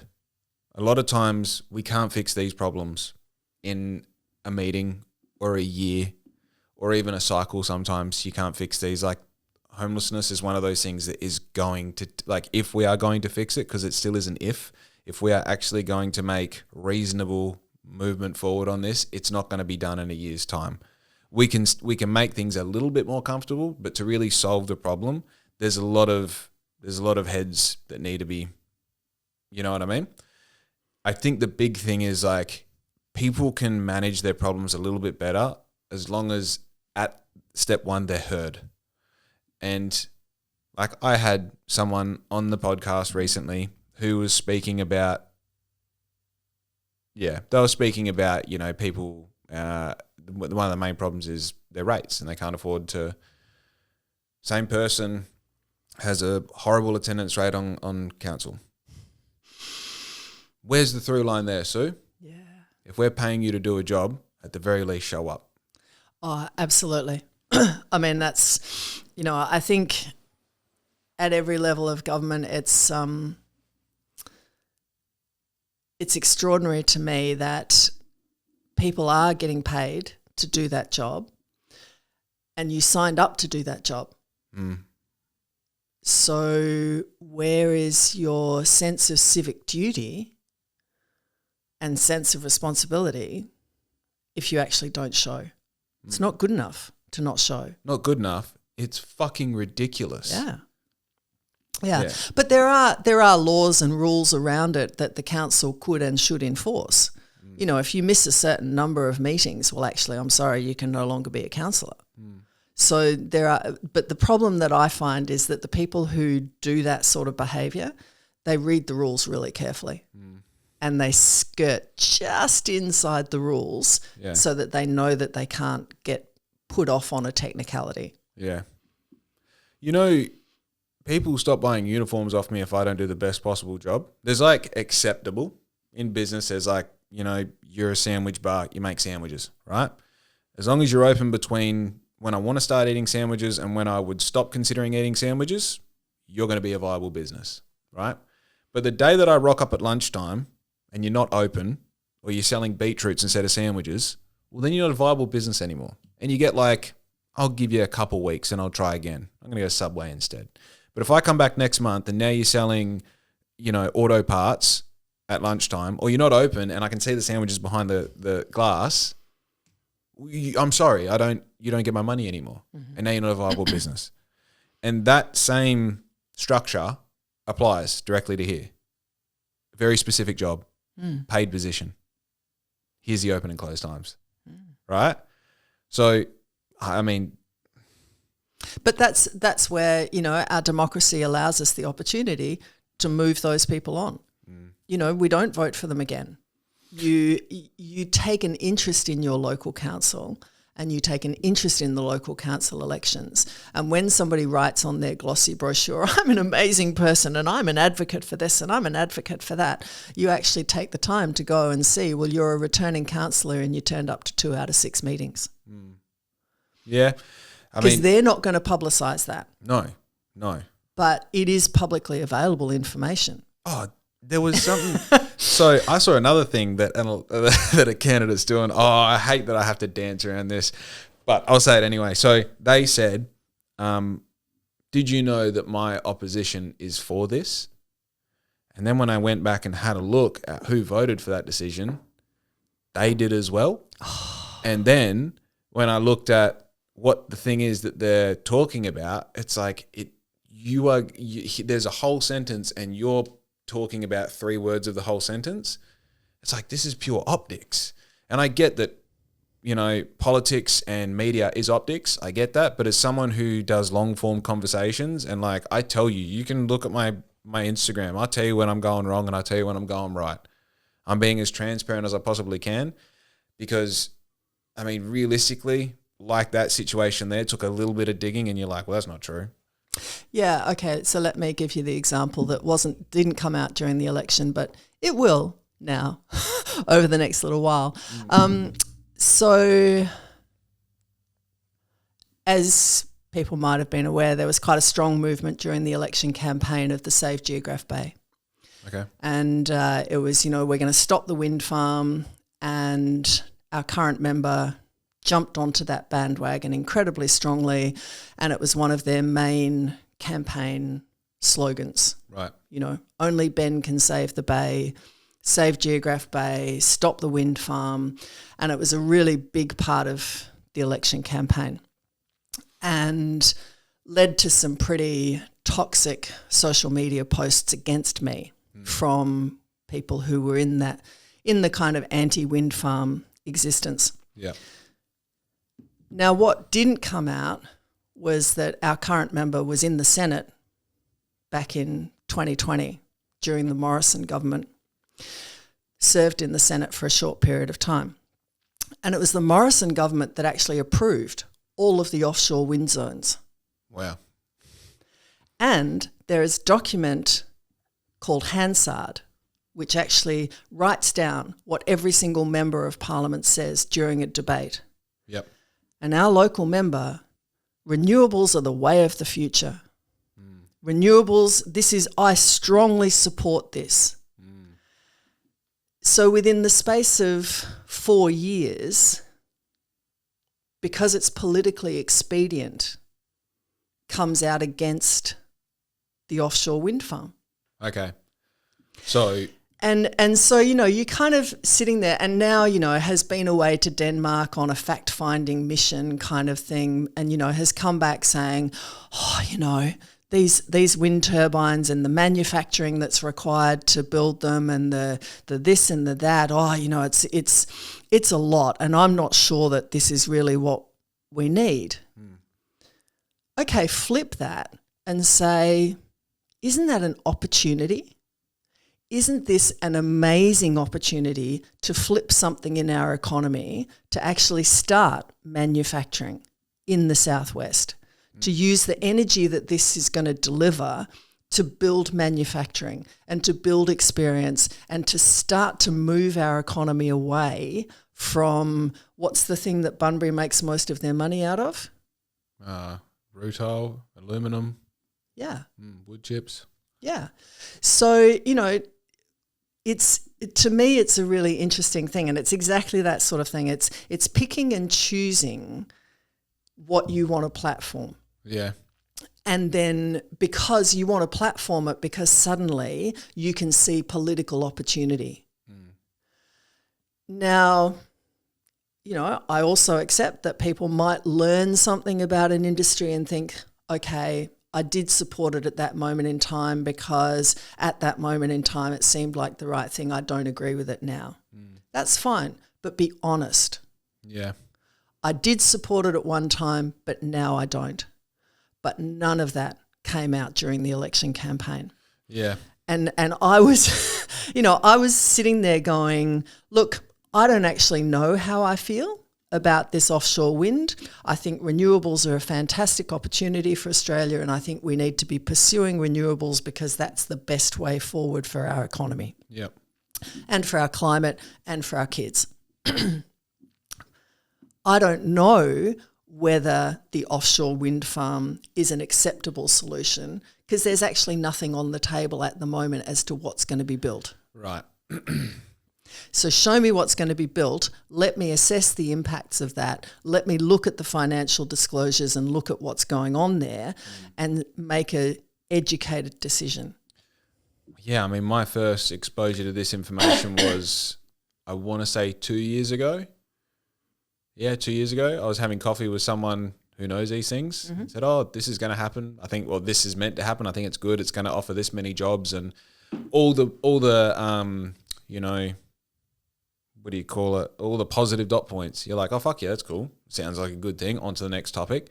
And then someone draws a cartoon of a bloody wind turbine like in the sand at Back Beach and like, we don't want these on our beach. And then everyone's like, oh, they're going to put wind turbines like on ocean. Like, fuck it. No, and also do a little bit of research, just a little bit of research. But that's how easy people are bought, whatever. I'm also a subject to good illustrations in the correct time, when I have a million other things going on, I go, oh, fucking that can't be good, whatever.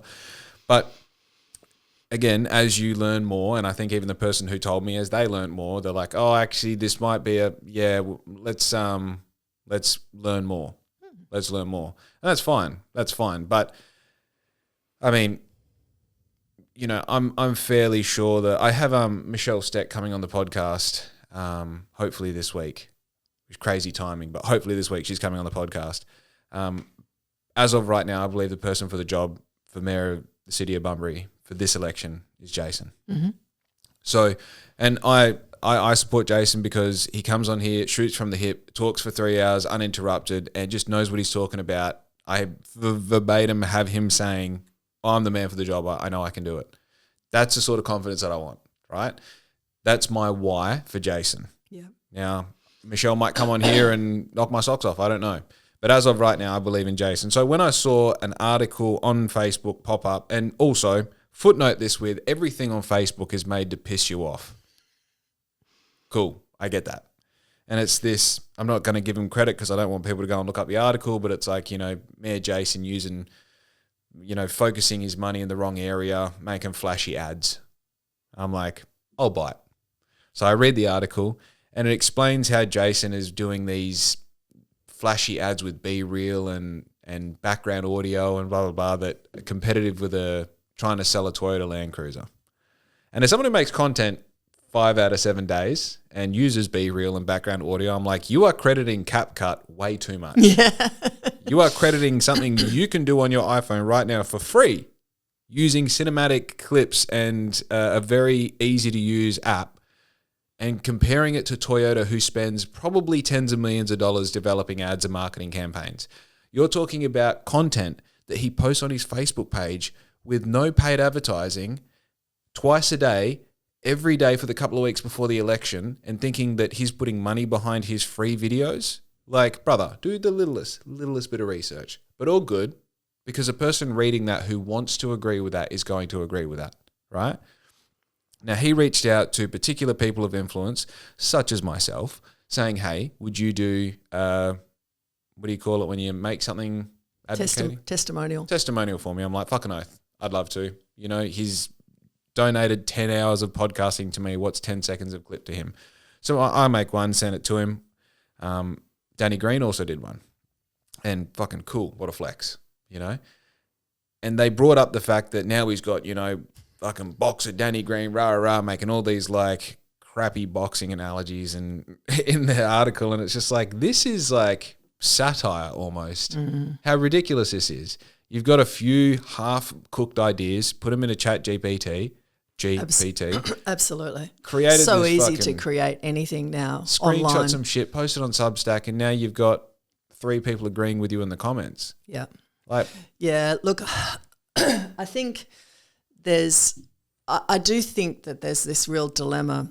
I mean, I got absolutely slammed for how much money we spent on advertising and Facebook and stuff during the campaign. The haters are going to hate, mate. And when they hate loud. Yeah. And it's really unpleasant. But that's the reality now. That's how you get in front of people. That's how you get people to recognise, A, that there is even a council election going on or a federal election going on, because half the time people have got no idea. Second, that you're actually putting your hand up. And third, this is why you might want to vote for me. Yeah. And each time an election comes round, the goalposts about what is acceptable advertising change because the tools of what we have available to us change. Yeah.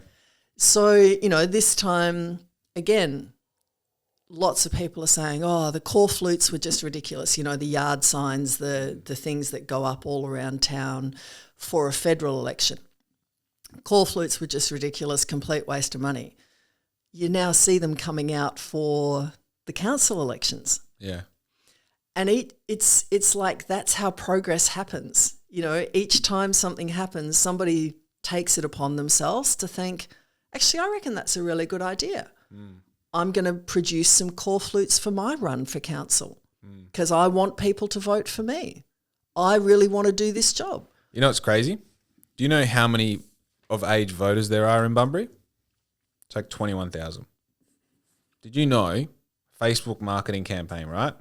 If you want to create a campaign that has 3 ad sets, one of them is specifically people between 18 and 65, votable age. One of them is, and that's just everyone in that age in that geographical location. One of them is like, we'll get a bit more specific, maybe people who wouldn't necessarily normally vote. Right, and we'll just figure out some interests in those people. Might be camping, fishing, things that people like doing in Bunbury, right? And then one of them is just a complete AI-driven interest. They call it Advantage Plus, which is where Facebook just goes, we looked at your ad, we're going to figure out who would like that. We're going to make 5 ads. All 5 ads are completely different. One's me talking to the camera. One is Sue talking about me doing a good job on my podcast. One is just a still image. One is an AI-generated. They're all different, all 5. We're going to use the same 5 ads on all 3 ad sets in that one campaign. We're going to run it for 4 weeks so that all 21,000 people say all 5 of my ads 3 times. Keeping up? I've done it. How much do you think? How much do you think that costs? For 4 weeks. For 4 weeks, Yeah, look, I don't know what it would cost for a local election because during a federal election the costs go up. Yeah. So for the first weeks of our campaign, and we were targeting 100,000 voters, $1,000 a week. $1,000 a week. Yeah. And that's going to 1,000 voters. 100,000 voters. 100,000 voters. Yeah. So this is a fifth of that size, Yeah. and it's in one geographical location. Actually, I'm going to add a little cherry on the cake here. For the first 3 weeks, they're not even going to be political ads. They're just going to be awareness ads, so you know my face. And then the last week we make it political, where it goes up by 30-40% in cost. I reckon you could run that for about $5,000. I reckon I could run that for about 900. Yeah, you'll find what happens as soon as you target political. That's what I'm saying. That last week Yeah. will go political, and that last week, I'm not even saying vote for me. I'm just saying here's how to vote. It's just education. Yeah, but it's cheap as chips. It's crazy. It's absolutely cheap as chips, and it is absolutely effective. We know from the work that we did during our campaign, it puts you in front of people that you wouldn't normally get in front of. It busts all of those normal algorithms because you're paying to bust the algorithm. Yeah. And it is incredibly effective at getting your name recognition. It's harder to get any sort of messaging across. Yeah. So it's really good for people to recognise that there's an election happening and that you're running. As soon as you start putting any content in it, it just degenerates into this horrendous battlefield of craziness. Of comments. Craziness, man. Yeah. Complete craziness.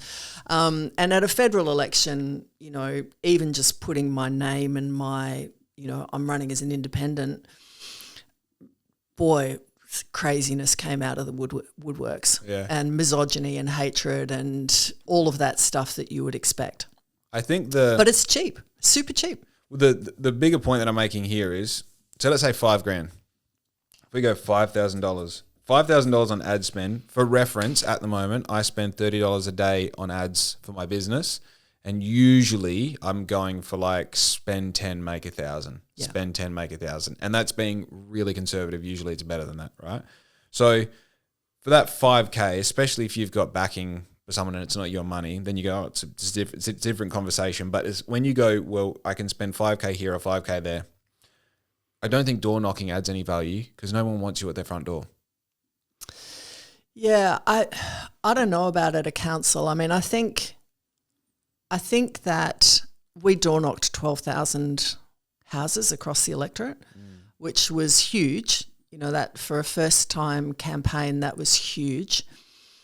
For a demographic, they really like to see you at their front door. There were a whole host of people who were like, I've never seen anybody come round ever. Okay. And so they really like the fact that you're taking the time. Yeah. But it's a hard slog. It's a lot of time. And at best, you'll get a 30 to 50% door open rate. So yeah, I mean, it's in a federal campaign, you have to think you're trying to pull every single lever that you possibly can. for sure.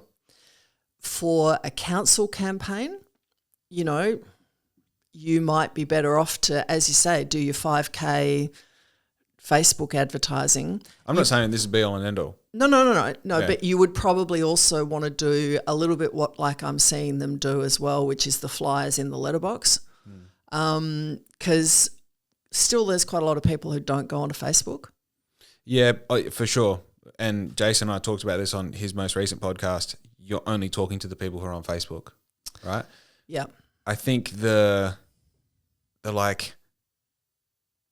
I'm coming at it from a different point of view as well because a lot of people already know me in this city because of the things that I do, like the podcast. The thing about the podcast is I steal all of your subculture after this podcast, and I've done that with so many guests now that people know me directly through a screen or through someone else through a screen, and people like share my stuff and they go, "Oh, that's a guy who's always on the other end of the microphone," that sort of thing.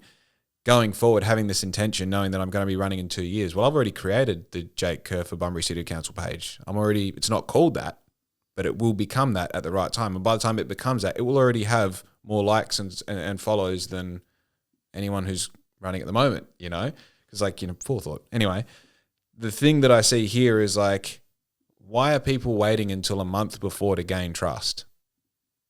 Because that's what you're asking for. You're asking for commitment to fill out the thing when it comes in the mail, or to go to the voting booth and then to vote for this person who all of a sudden is now apparent that they care about my needs.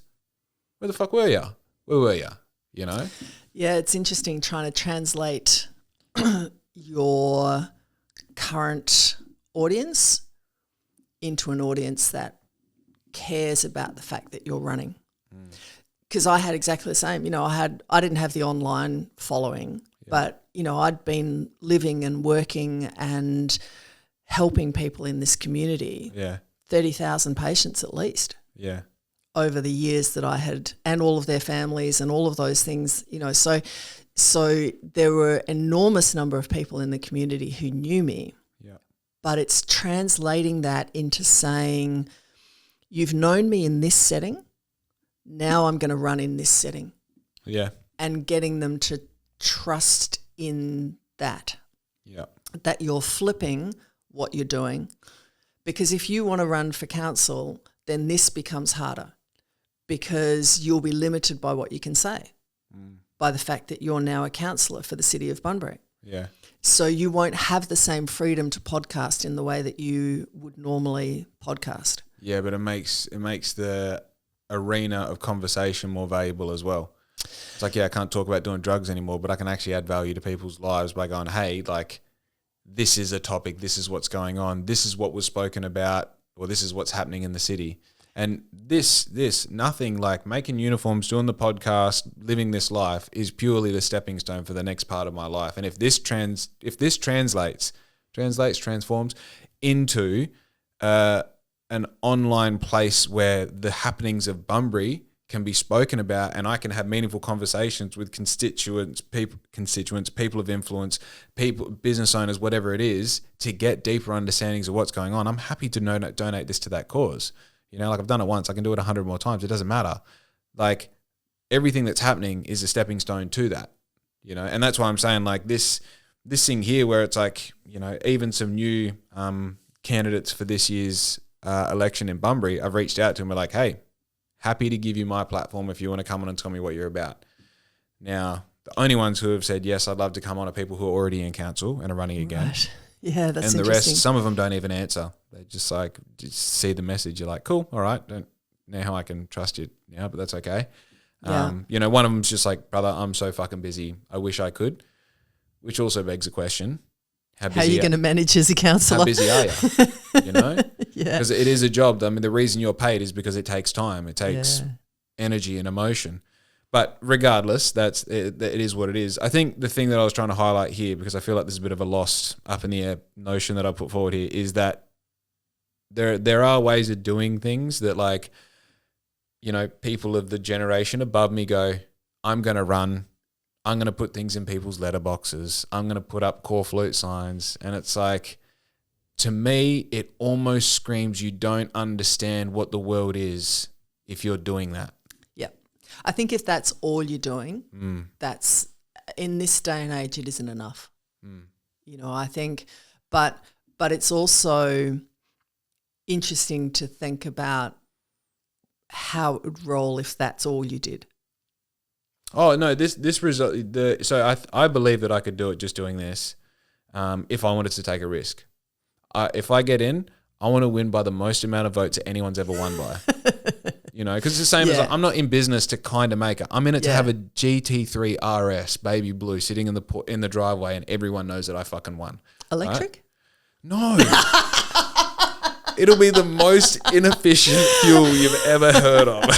I'm gonna get my car so that I can. I think the only addition that should be on my car is you should be able to make it sound like a V8. I think there's new electric cars that have that. They have external speakers and they have the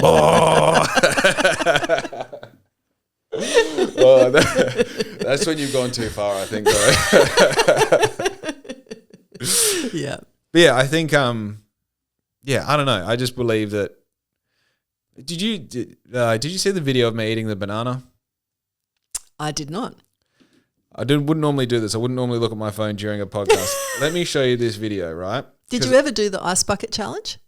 No, that's played in the back of my mind. Jake. Yeah, we might have to do that, eh? You know, I was while you're looking for your thing on your phone, I was at the supermarket the other day and this gorgeous young girl says to me, "You're Sue Chapman." Yeah. And I was like, yeah, what have I done? yeah. How do you know And she me? said, "It was my friend who set you up to do the ice bucket challenge." And I'm like, what the hell, man? You know, why did my name come up out of nowhere to do the ice bucket challenge? And she said, we were all sitting around one day and we were wondering who we knew that could be famous, and your name came up, and so you got nominated, and we were so stoked you did it. Unreal. You nominated 2 other people. Yeah, there was yourself, Susie Strap. So we did Susie in her possum suit at the night. And there was, I think it was a politician, and there was no way that person was ever going to do it. But yeah, I'm still waiting on you, Jake. Yeah, I'll do it. Oh yeah, I'll do it. I'll do it. It's not one of those things I'm not doing to not do it. It's like let me show you this this video. Is the sound? All right. It's important that you get it from the start. So. All right.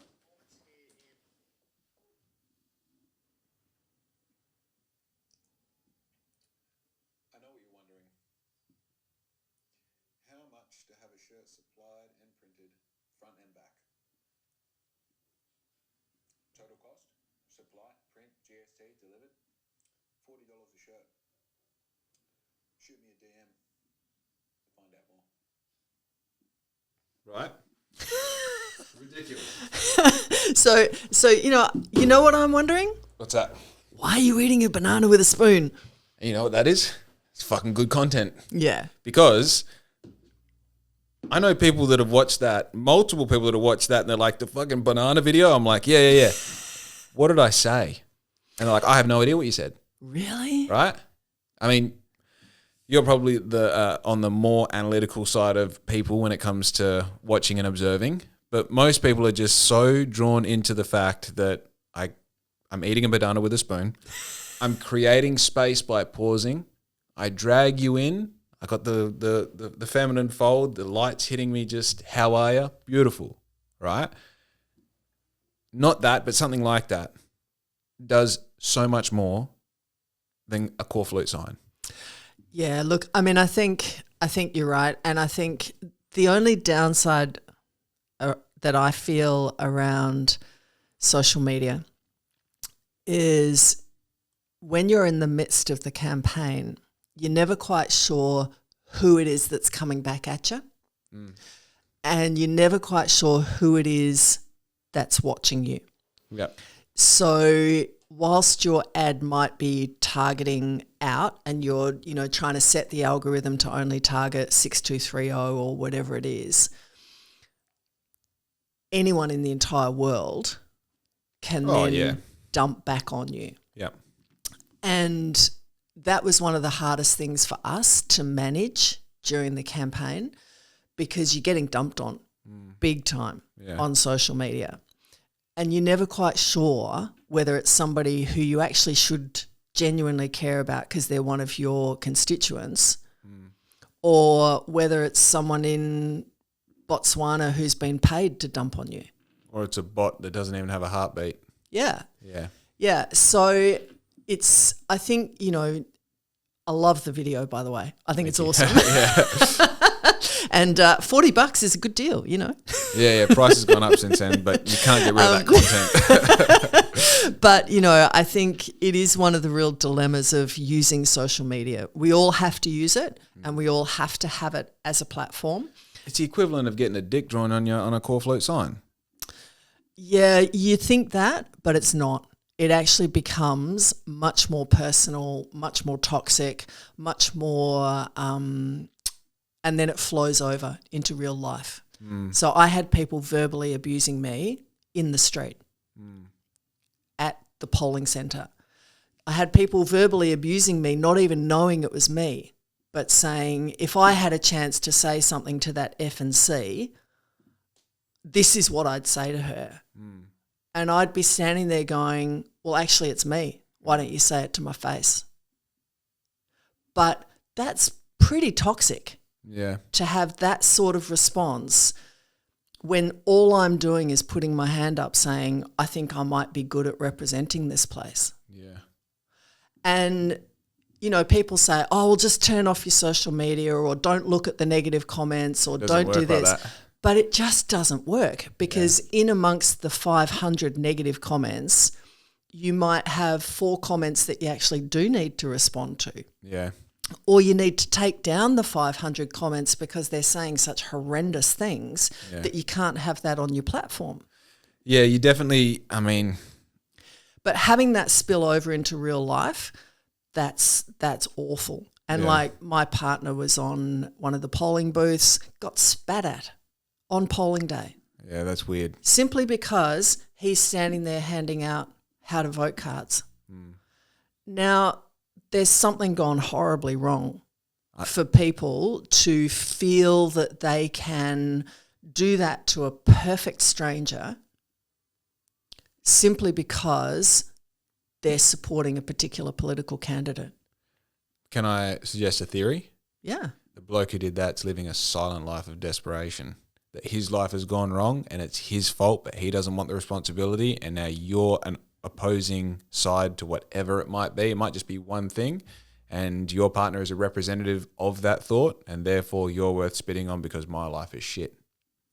So I feel sure, you know, but that means our social contract actually is broken now. Yeah, it has been for a while. You know, where people are willing to verbally abuse and, you know, spit at people for an opinion. Yeah. Well, Charlie Kirk got shot the other day for an opinion. Yeah. Yeah. I mean, you know, he was someone who strongly promoted guns, and he was someone who accepted the risk of gun violence in the US. And, you know, I think this is where we've also lost a lot of nuance, where I think political opinion should be, how does our government work? How does our government spend money? Who does our government support? What do we want this country to look like? Divisive hate opinion is saying that people are less because of the colour of their skin, and that they don't have the mental capacity to take a job because of the colour of their skin. Promoting the fact that gun violence is an acceptable part of the, you know, we have the right to bear arms, and so we should accept that people will be shot and killed. That's not a political opinion.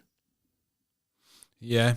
You know, so I think that whole business, and, you know, I do think it's somewhat ironic that his wife is now claiming that she's going to be the CEO of his company, because if he'd survived, she would have never got that opportunity.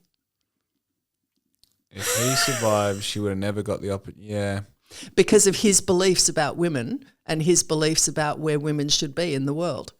Interesting. So how ironic is that she's now saying that is the best opportunity for her, because she's now got this world open up to her that she would have never been allowed to inhabit. Yeah. And again, if there's room for growth, there would be, it's a really nice opportunity to say what you've said and say, well, this opportunity is now arisen. I'm going to take it. I'm going to be a representative for women moving into these positions, or, you know, being able to do this position. Yeah, I haven't cooked any of those ideas yet, so I don't know. And I think the real dilemma for many people, and I really hope your socials don't light up after my comments here, but, you know, the real dilemma for people is we don't understand nuance, okay? So I can say that it is a terrible thing that somebody got shot and killed in the United States. And I don't care who that person is.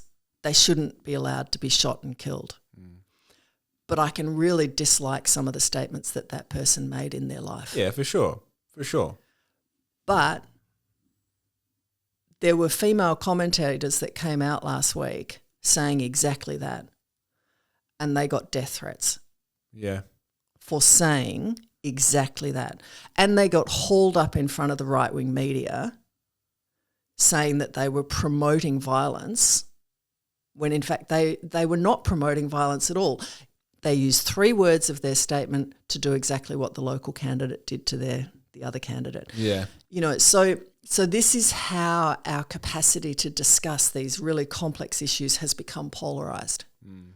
And people no longer can separate that kind of, I can think this and I can think this, and the two can coexist. I think I think the through line has more to do with silent lives of desperation. I feel that people's lives being busy is by design. I think that keeping up with the Joneses is a plot.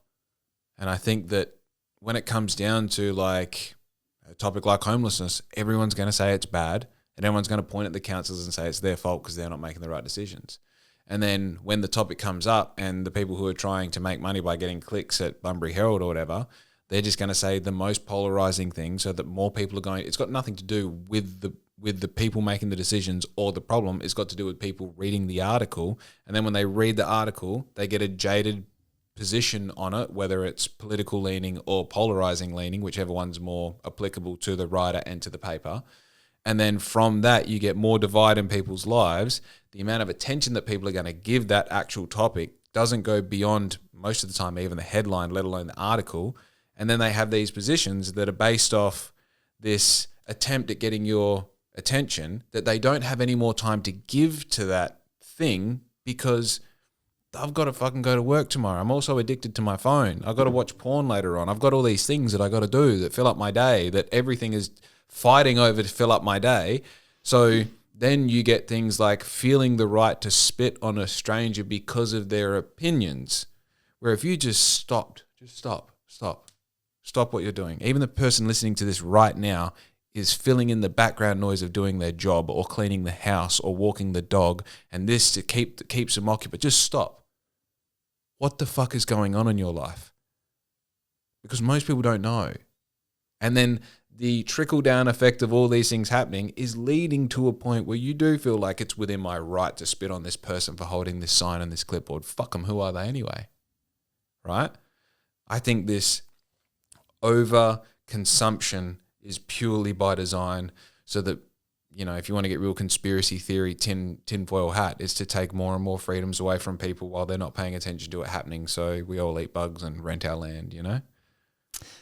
I mean, I think that there's a scary scene unfolding in the US as we speak. And it's by design. And it has been designed for years, and it has an end game as its ultimate, you know, prize, which is that the United States as a democracy will fall and it will become an autocracy. And autocracy. So it's run by a single person. Right. Or a single person who might be the puppet for people behind them. More likely.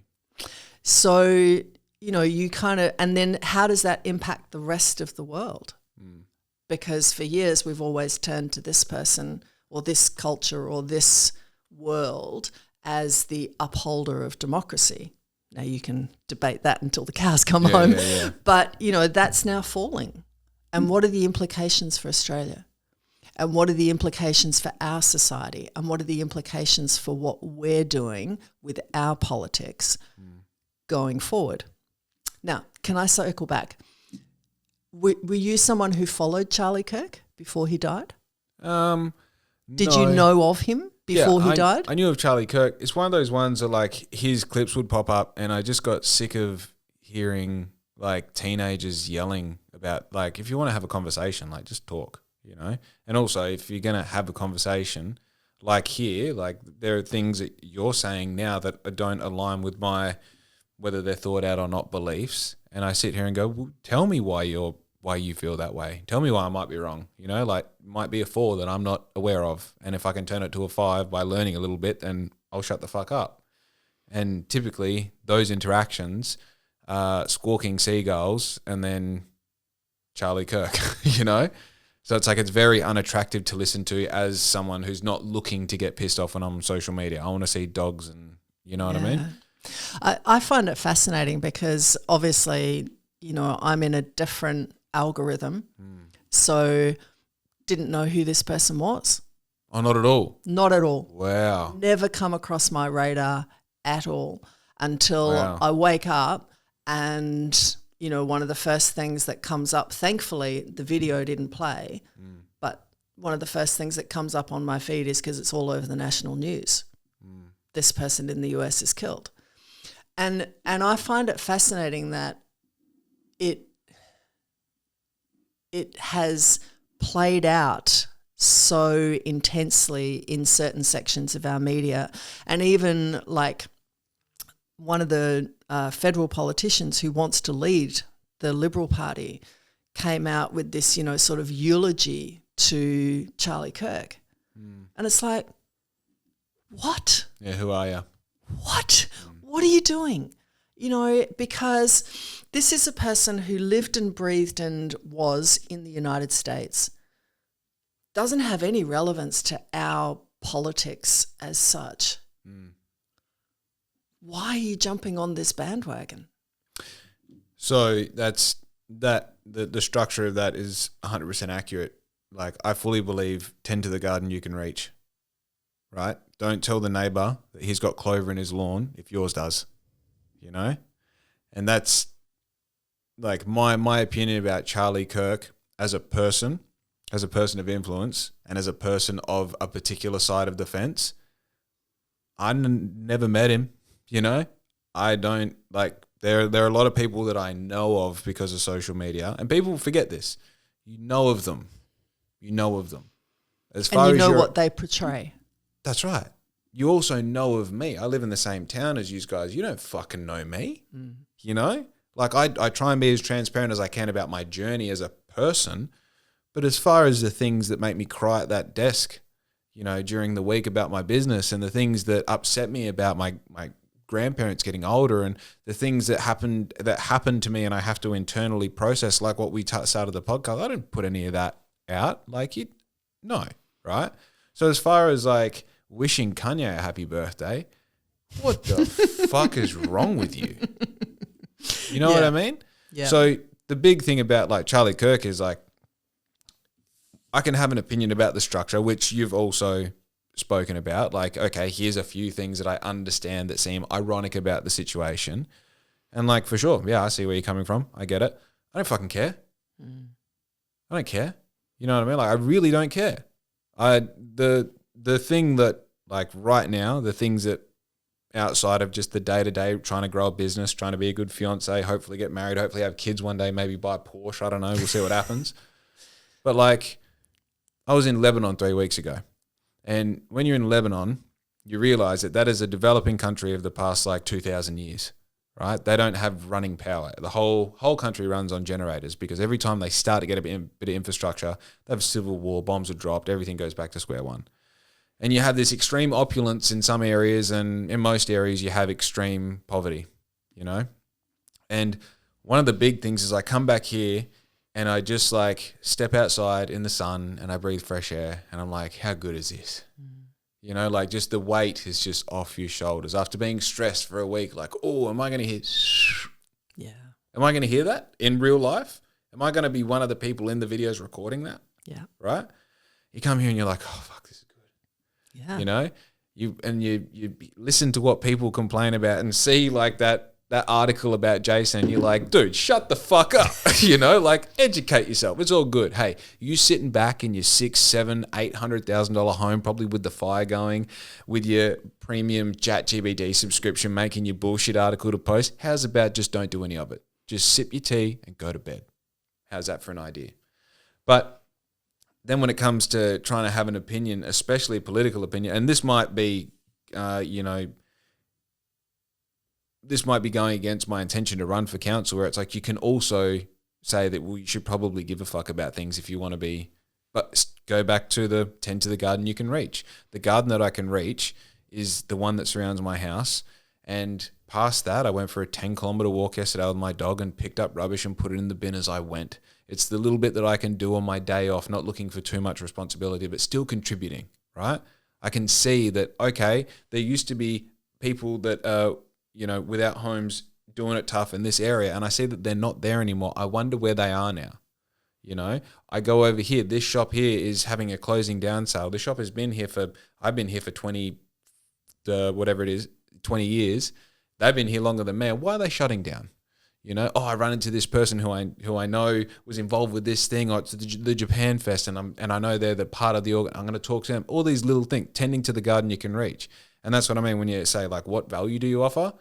It's having the superpower of giving a fuck about what's around you, and having the superpower to block everything else out. Yeah. Look, I think it's, for me, there's this balance where I do feel it's important to start small, start with yourself, manage yourself, manage your environment, be the best that you can possibly be. And then if you have capacity, you try and influence what's local, and then you might try and influence a bit broader than that, and you might try and influence a bit broader than that. And at some point, the reason that you can wake up and go outside and have a nice life in Bunbury is because of decisions that our governments have made and the social contracts that we have made as a community and as a society over the last 200 years. Right. And so there becomes this tension between needing to understand what are the influences that could be happening at a national level that potentially, if that happened, will that impact my life? And how might that be at a state level? And how might that be at a council level? Yeah. And also there's a responsibility, I think, that we don't talk about enough, and that is we have a responsibility to care about, to give a shit. Yeah, for sure. And the problem that we're having, I think, is that a lot of the systems that are meant to be there to help people leading those quiet, desperate lives who can't see that there's anything better for them and who are just existing. They're not doing anything except existing and building, whatever small things, small joy that they can possibly get. But our systems are failing so that increasingly those people are leading more desperate lives. Yeah. And are finding it hard to go outside and smell the roses. And in the background is social media going, it's all terrible, it's all horrible, the world is burning and you're not doing well enough. Well, go outside and smell the roses and you might be doing better. So I don't know where the balance is. And, I got caught up in this, massive machinery around running a federal election campaign. And you're dragged into this existence over here, and you don't get enough time to smell the roses over here. Yeah. I don't know where the balance is. I don't know how you find that balance, and I don't know whether that balance, it might not even be necessary. Maybe I'm making too much out of it, and maybe I think that by being involved and giving a shit about what's happening on a national level will make a difference. Maybe I'm wrong. I have to acknowledge maybe I'm wrong. Maybe it's not up for me. Maybe that's something that all I'm going to get out of that is a flat head from hitting my head against a brick wall. Yeah, you don't know if,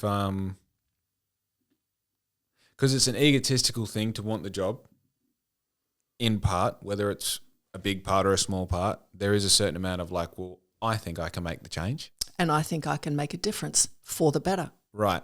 Yeah. So my thing is, you got to stick with me here because this is a bizarre thought. I might be him. I might be him. When I look at all the miracles it took just for me to get here, to talk to you, to be able to have this conversation at this level of intellect, which might not be impressive to me, it's amazing. It took so many things happening at the right time. It took so many failures and so many wins and successes. And I'm literally of the mind now that if it all stopped, like if I fell over dead right now, I'd be pretty happy with what I got done. It's pretty cool, you know? And if it keeps going another day, it'll only get another day better. And if it goes another 30, 40, 50 years, I know that whatever challenges come my way, even though they might seem way too difficult, I will get past them. I'll be fine. And there's something about that confidence and that sureness, and whether it comes from, you know, internally or whether it's been gifted to me, that everything that came before me set me up for this. And something that happened to my dad when he was 16 years old that was super traumatic, that set him up, that built this callus on his character, that then came into me as an insecurity, that then made me deal with a situation when I was 21 to decide to get a vasectomy, whatever it might be, that led me to the point here, means that even if him or her, whatever that thing is that's meant to happen, comes after me, I'm part of that process. Now, why is this important, what we're talking about? Because you don't know if the next Sue Chapman was because you were Sue Chapman. Because you put your hand up and beat your head up against the wall 100 times to find out that you're not her. Well, she might have seen that and gone, oh, I see, I know it's possible because she did it. And also, I see where she went wrong and I'm not going to make that turn. Where she went left, I'm going to go right. I mean, I'm old enough now. I've had that beautiful experience. Whereas I used to examine for the College of Surgeons. Big deal. You know, you have to get through this exam to become a surgeon.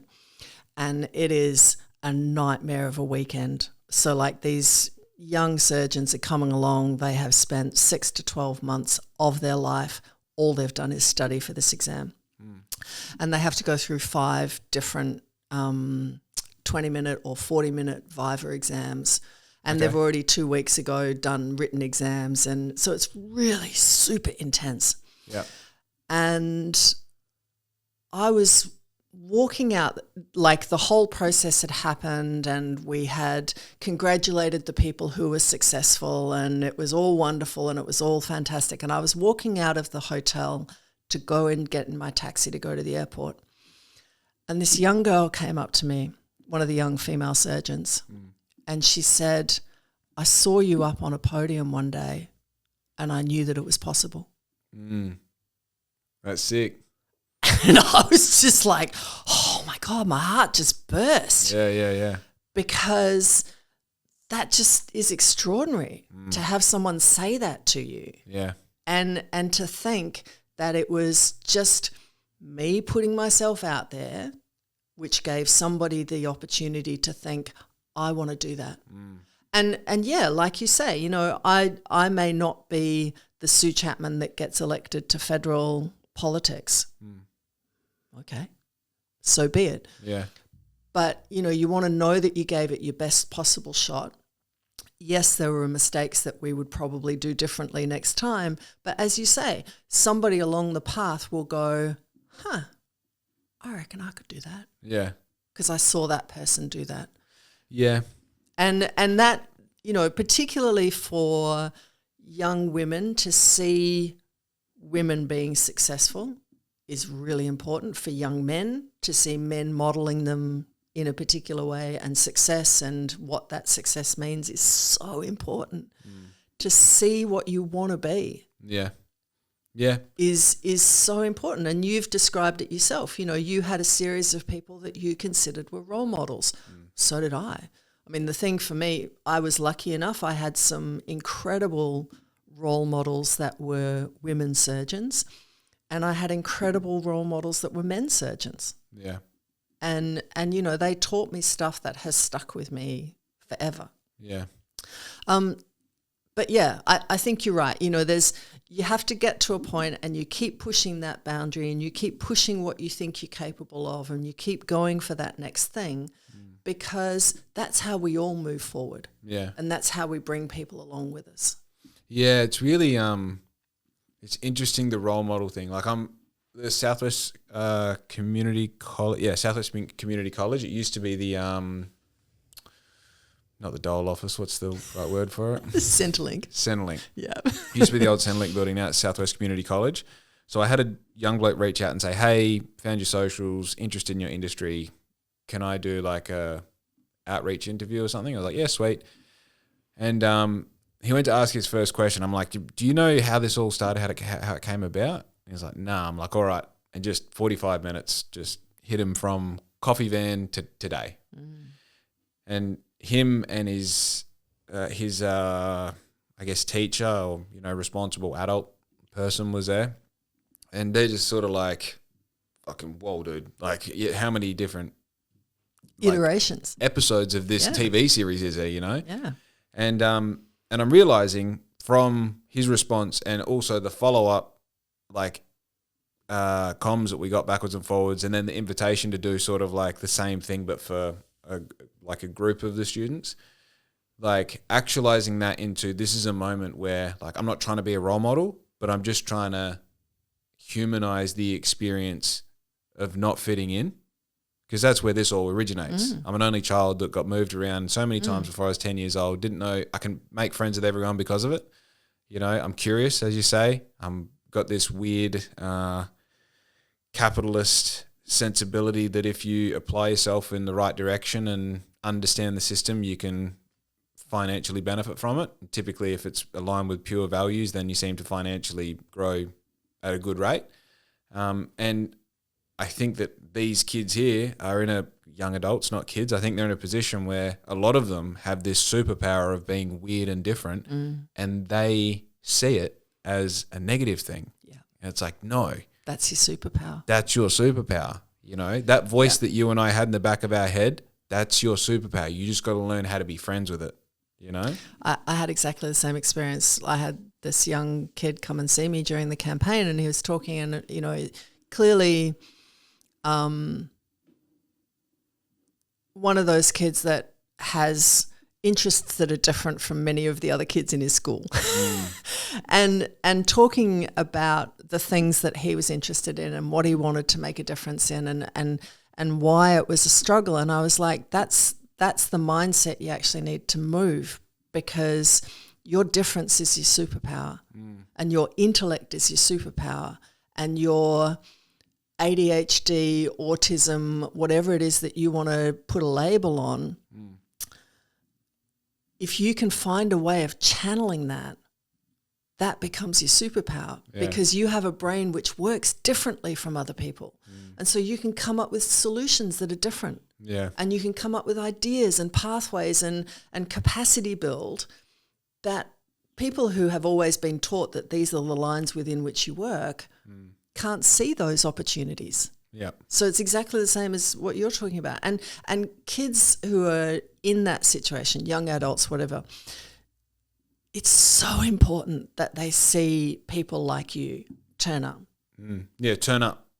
Turn up, be open, be honest, talk to them about challenges, about opportunities, about getting down and getting back up again. Because we have our capitalist dream, unfortunately, still channels kids towards the only success is if you become a surgeon or a lawyer or a, politician or whatever. But that's no longer true. No. You know, and so we've got to move on from that mindset. We've got to move on to say creating, adapting, moving forward, building something. Yeah. Is so much more important than following a path which churns you out as something that you thought you wanted to be. Yeah. Yeah.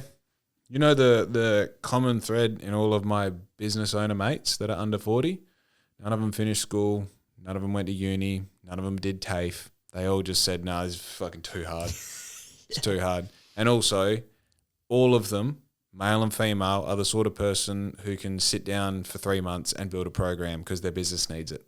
Yeah. With no one telling them you need to do this, no one telling them this should be better or operate faster. They just have a weird, I don't say laser focus because I don't think that is the commonality. I think it's like they have a weird need to see the end of whatever it is? I think there's multiple layers in it, in that they have a natural curiosity. I wonder if I could. Yeah, that's what it is. Yeah, I wonder if I could. And then they explore that opportunity, and they have enough talent to recognise how they could make a system work. And they're willing to fail. Yeah. And I think that's a huge thing that we don't teach our kids enough as well. You know, with great success comes great failure. Oh, yeah. And also, you don't win by participating. You win by winning. Do you know how good winning feels when you've lost over and over again? Exactly. Do you know how shit winning is when you participated and got a medal for it? Yeah. You're like, well, what's the difference between showing up and actually winning? Nothing. It's bullshit. Yeah. You know, oh, we don't count the score. I do. I do. And Every also, do you know who single else time. counts the score? NAB, the ATO. Yeah. They really care about the score. They don't care if you're only just showing up or really showing up. Like, it's not a real life scenario congratulating every kid. Like, competition is so important. Competing with yourself is more important than competing everyone else, but you still got to compete with everyone else. And you, yeah, I mean, I think that it's so important for us to be training these kids. You've got to this point in your life because the system has told you that you're a failure. But actually, you're not. You're just not conforming with the system that we've built. Yeah. And so that's the first step, is to move them out of that I'm a failure mindset to I actually have a set of skills which other people aren't valuing at the moment. But I can make them value it because these skills give me this capacity. Yeah. And that's where, you know, our current schooling system is so constraining, because it does rely on turning up to do your NAPLAN and getting a national score on your NAPLAN. Now, your brain may not work at 8 o'clock in the morning, but it works really bloody well at 4 o'clock in the afternoon. But if your NAPLAN testing is at 8 o'clock in the morning, what's it worth? and every year you get told, well, you're a piece of shit because your NAPLAN's useless, well, why would you keep turning up to that environment? Yeah. So I think it's great that we have different environments now for kids to learn in. I think that it's great that we encourage them to learn in different pathways, because that's what we need in this world, is adaptability. This community college, like when he made the initial contact to me, Taryn, I think her name is, she then followed that up with, hey, one of my students has reached out to you, rah, rah, rah. I got straight on the phone to her because I'm like, I protect my business in this house literally with my life. No customers pick up from here. No one knows where I live. That's the point, right? It costs me more time and money to deliver everything. I don't care, right? So to have a stranger come and, you know, see how everything works, and I'm like, yeah, great. Can I blindfold you to the door? And then that's right. You know. So I gave her a call and I was like, hey, you know, just so you know, here's a rundown. And she's like, you know, this is for these types of students. Typically they found themselves here through whatever, not fitting in, whatever, you know. And she explained to me how they build curriculum around the things that they like doing, and how they're just how it all operates. And it just like, it really is like, all right, you don't work between 8 and 3 p.m. and you don't sit in a chair and be still and listen, and you can't, you know, look, cover, right, check. You can't, all these little things that they just expected in the normal school curriculum. And I'm like letting her talk for way longer because I'm trying not to fucking cry on the phone, hearing that this is available. Like, my entire internal monologue for 10 and a half years was, don't get in trouble. Don't get in trouble. Don't get in trouble. Don't get in trouble. Like, just the whole focus was don't get in trouble. It was never learn. It was never show up. It was just fucking don't get in trouble. And I'm hearing this like opportunity.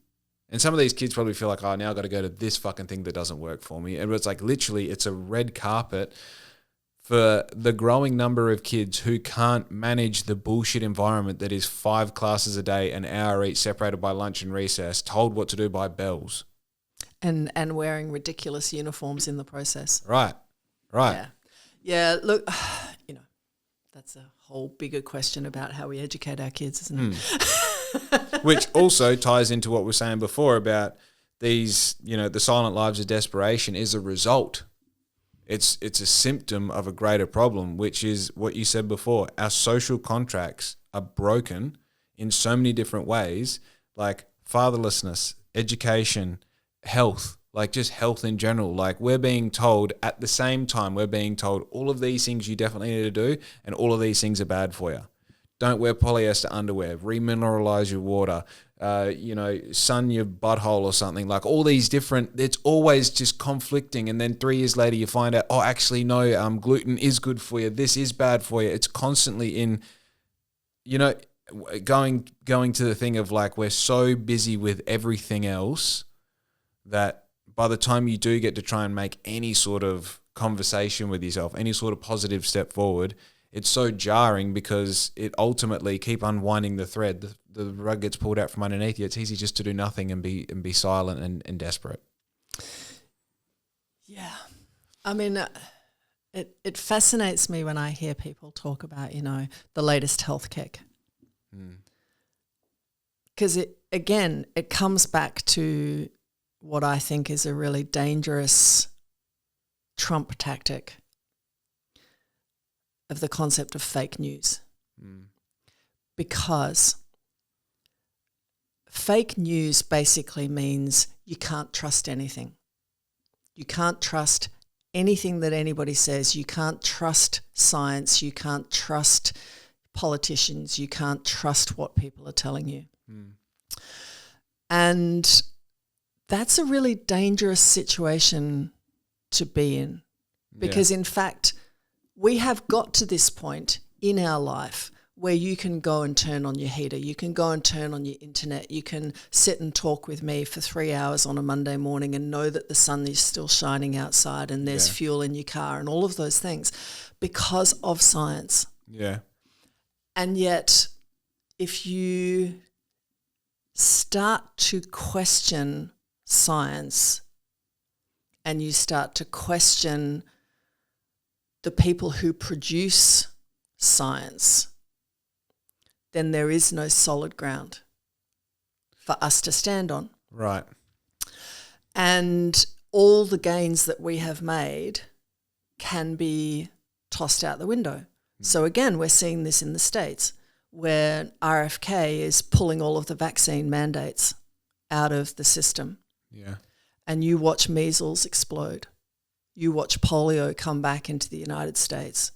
And these are diseases that we have essentially eradicated from Australia because we value science and we trust science. Yeah. So it, again, really bothers me when last week the climate risk assessment comes out and yes, it was terrible and yes, it was gloom and doom and yes, it was all these awful, awful things are happening. And the very first response of Sky News and one of the national senators is to call it fake news. Now, I'm sorry, but that report was written by our national scientific bodies. Yeah. So to start calling it fake news means suddenly people can start to have the belief gluten's bad for me this week because the internet told me. Gluten's good for me next week because the internet told me. Yeah. There is no reliable source of information if everything becomes fake news.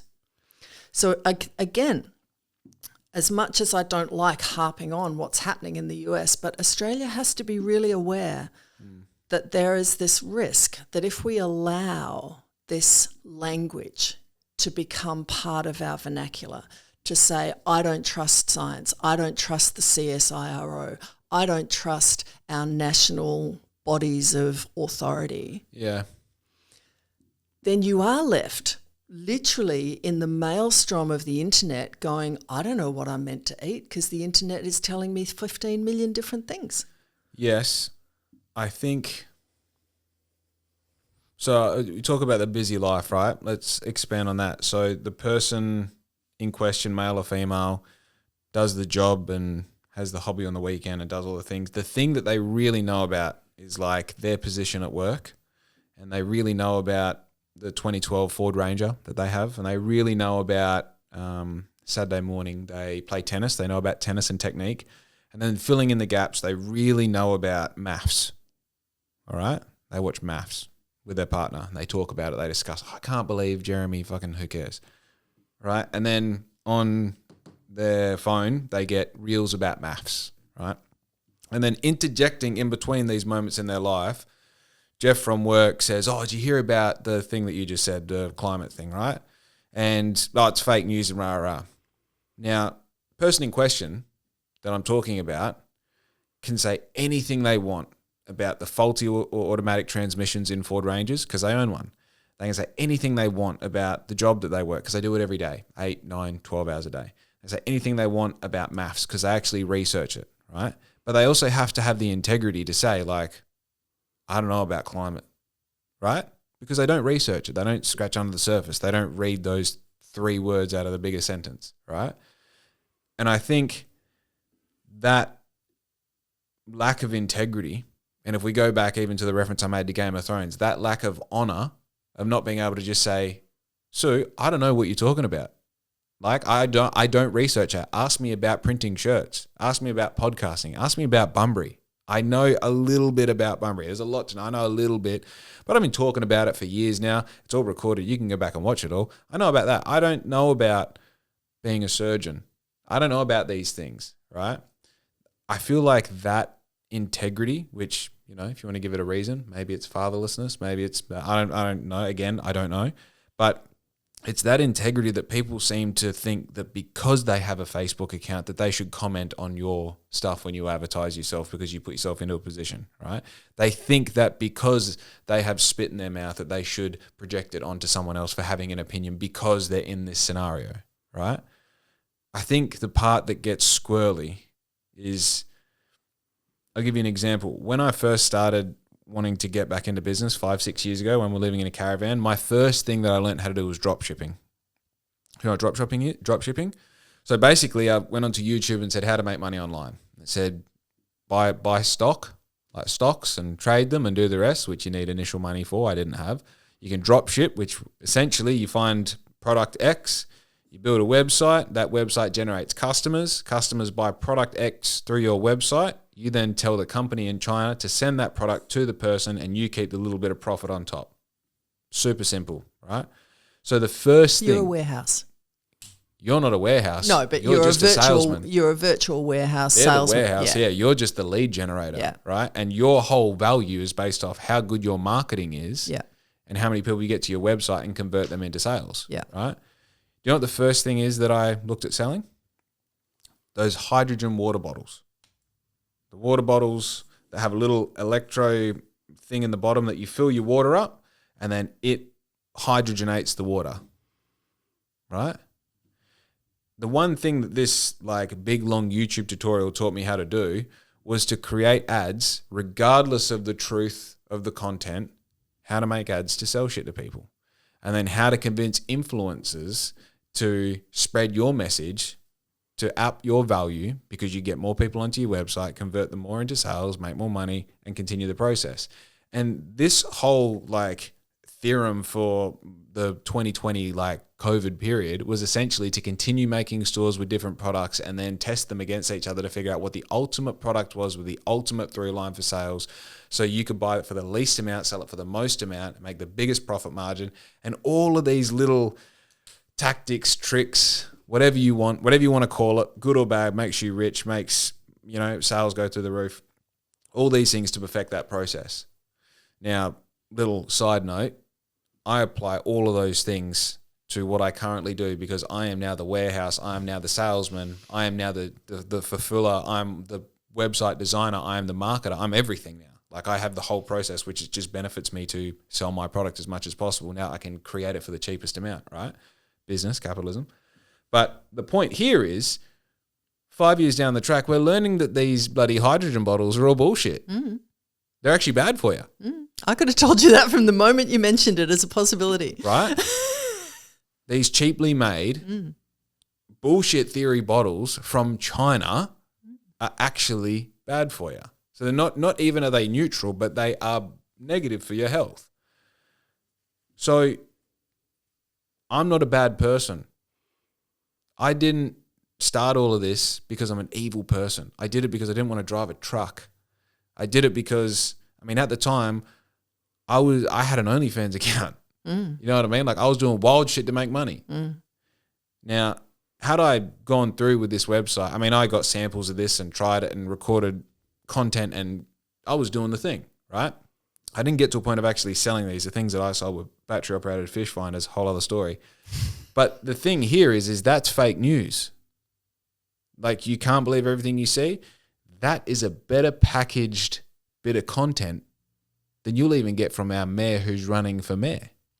Yeah, and this is, you know, I mean, there's two levels to that story, isn't there? Where you have the person who's at work and he only cares about his Ford Ranger and maths, and this person comes along and says, did you read the climate response?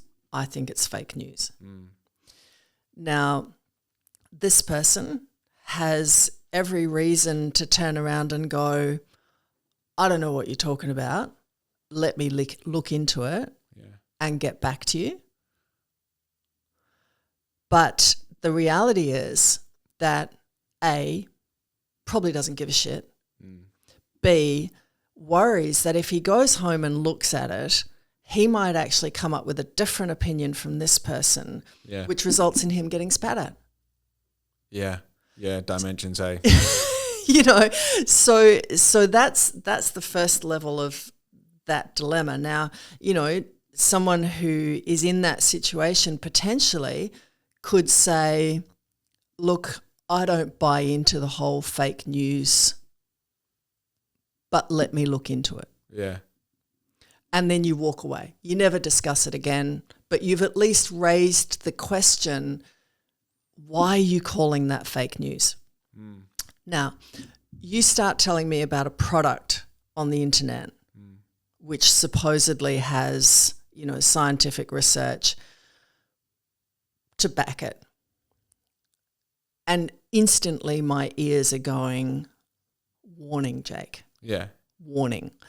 Because the internet is a cesspit of fake news and fake information. And AI now can build you anything that you want. And so it is completely disreputable, which is why we should be saying to people, if something is in fact written by a reputable source, and in the world, these are the reputable sources: CSIRO, Bureau of Meteorology, Climate Council, whatever you want to say, then that actually gives people agency to sit there and go, I'm being told to eat gluten last week, and this week I'm being told not to eat it, and to understand why that shit is coming in front of them on their algorithm. Yeah, for sure.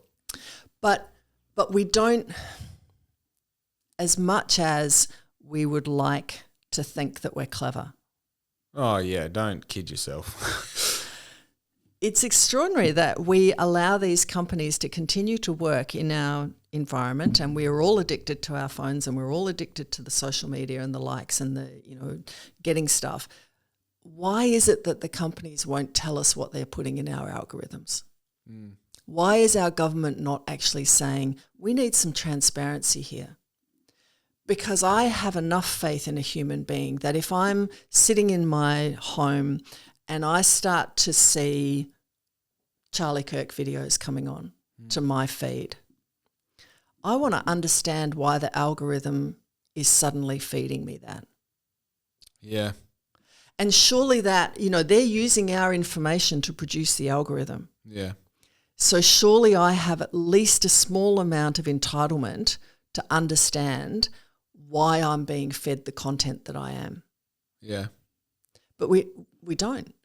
And we think we understand it, but these algorithms are produced by people who are so fucking clever. And they're also beyond the reach of the people who produce them. You know, so but we need transparency in that, because I speak to people on a daily basis who believe that a hydrogen bottle will fix their world. And then they go down the pattern of, well, the hydrogen bottle's going to fix my world, so that means I shouldn't get the measles vaccine, so that means I shouldn't get the COVID vaccine, so that means I'm now sitting in my room wearing my tinfoil hat going, I can't trust anything. I don't know what to believe. And in fact, all of the world is wrong and everything's against me and this is all a conspiracy. Yeah. I think the point that I'm making is that it dilutes any message when dickhead who posts hydrogen bottle because I'm trying to make money is followed by an actual bit of information that is from scientists, that is then followed by maths, that is then followed by another ad. That's why we need to understand the algorithm, don't we? Yeah. We need to understand where is the source, and that's where we need to be teaching our kids critical thinking. Yeah, that's right. It does go back. You know, I'm fucking busting for a piss. I'm sorry. And we're back. All right. The question I had for you was, so you ran for the seat of Forrest in the federal election. Did you get the official results after the fact as far as numbers? Look, it took about 10 days for it to be finalised because the Australian Electoral Commission is not used to having 3 candidates be part of the mix. So at the end of the day, I think Ben got 31% and I got 18% and Labor got 22%. Really? Yeah. Wow. Yeah. And in fact, if I had have probably got about 1,000 more votes, primary votes, with the preference distributions, I probably would have got in. No way. Yeah, so it was close. That's Yeah, and it was disappointing because the Greens didn't put me as their second choice. Right. They put Labor as their second choice. Now, the Greens got taken out of the equation very quickly. They only got like 7% of the vote overall or something. Yep. If the Greens had have put me as their number 2 choice, again, I would have got in. That's fucking crazy. Yeah, you can't live in these what ifs, but there's some pretty interesting what ifs, hey. Yeah, there's some interesting data that came out of it, and obviously we've looked at, the areas where I did well, the areas where I didn't do well, the areas where I came very close, and so we've done all of that analysis, and it's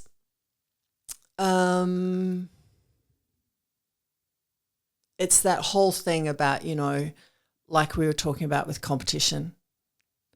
People would say to me, oh, you did so well. It was amazing and, incredible, and you got such a lot of the primary vote, and that's extraordinary for your first time. My competitive nature is I didn't win. Yeah. And I came so close. Yeah. But, that's again the vagaries of running. And nobody predicted the red wave that would happen across Australia, certainly not in Forrest. Most Labor voters that I spoke to were like, we don't even have a candidate. Yeah. I didn't have a candidate till like 2 weeks before. On the day the election was announced was the day that Tabitha put her hand up and, was announced as their candidate. So she had a run-in of 4 weeks. But there was such a tide across the country that said we don't want Dutton. That in Forrest, what we think happened, and of course this is conjecture, nobody knows because nobody talks to people as they exit the polls. So we think what happened was that there was a big swing against Liberal because people said, we don't want Dutton. So the Liberal primary vote dropped significantly. But our messaging probably wasn't quite strong enough, or there was just this pushback to say, well, if we don't want Dutton, we want Labor. And so Labor got a much stronger primary vote than we were expecting. Yeah. And, that's just the way of the world. Yeah. Is there any pivotal moments in that lead up that you think a 1 degree change in direction could have been a significant change in the result? I feel like there were some moments where probably 6 weeks out from the election, we were trying to pull together some stronger statements about what an independent could do for Forrest. And I don't think that messaging cut through. I don't think we had enough time as a team to formulate that messaging and get it out into the community. Yep. So that people were left kind of going, look, I like the idea of change, but I don't know what it's going to do, and I don't know how it's going to work, and I don't see what benefit it's going to bring me. So I think there was definitely a period of time where we were aware that perhaps we needed to pivot from voter ID to give me a reason to vote for you. Yeah. But we didn't have the capacity in the team to pull together a really coherent response to that. How many people were in your team? Yeah, at most we had about 6 or 8 in the core team. And so that was an issue where we just, at times, we just got overwhelmed with workload, and we didn't have a good enough system to move things into that next tier of people who could take those responsibilities. Yeah. So there was that. That's my personal belief, that we didn't give people a good enough reason to vote for me, apart from change, and we don't like Liberal. Yeah. The second thing which happened, which some people in the team believed created some of the concerns, and was that there was some polling that was done. And this was before Labor had announced, and the polling suggested I was really close. Yeah. Like super close. That seemed to be the point of, like, oh shit, from Liberal. And at that point, they absolutely ramped up the smear. The smear campaign. Yeah. Which I know exists, but I think it just hits differently when you know the person they're bashing. You know? I think that was a real dilemma for a lot of our team and a lot of our volunteers. Yeah. And it made it very, very difficult, because it just flooded everything. You know, it flooded the TV, it flooded YouTube, it flooded people's letterboxes. It was all over social media. And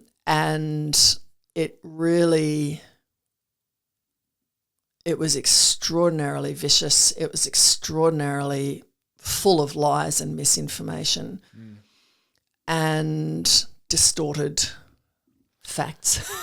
and it was much more than we had ever anticipated. My question, I wanted to ask Sue on the phone the other day, but I thought if I can remember, I want to wait and ask you on the pod. Is there anything you've helped me even recently understand that there are different perspectives to things, that even how you see yourself through that, you know, smear campaign of you? Was there any new perspective you got on yourself and helped you learn something about yourself that maybe you didn't like or did like, or reinforce previous beliefs or change your beliefs? You know, I think that the single biggest learning for me that came out of it is how much I like to be liked.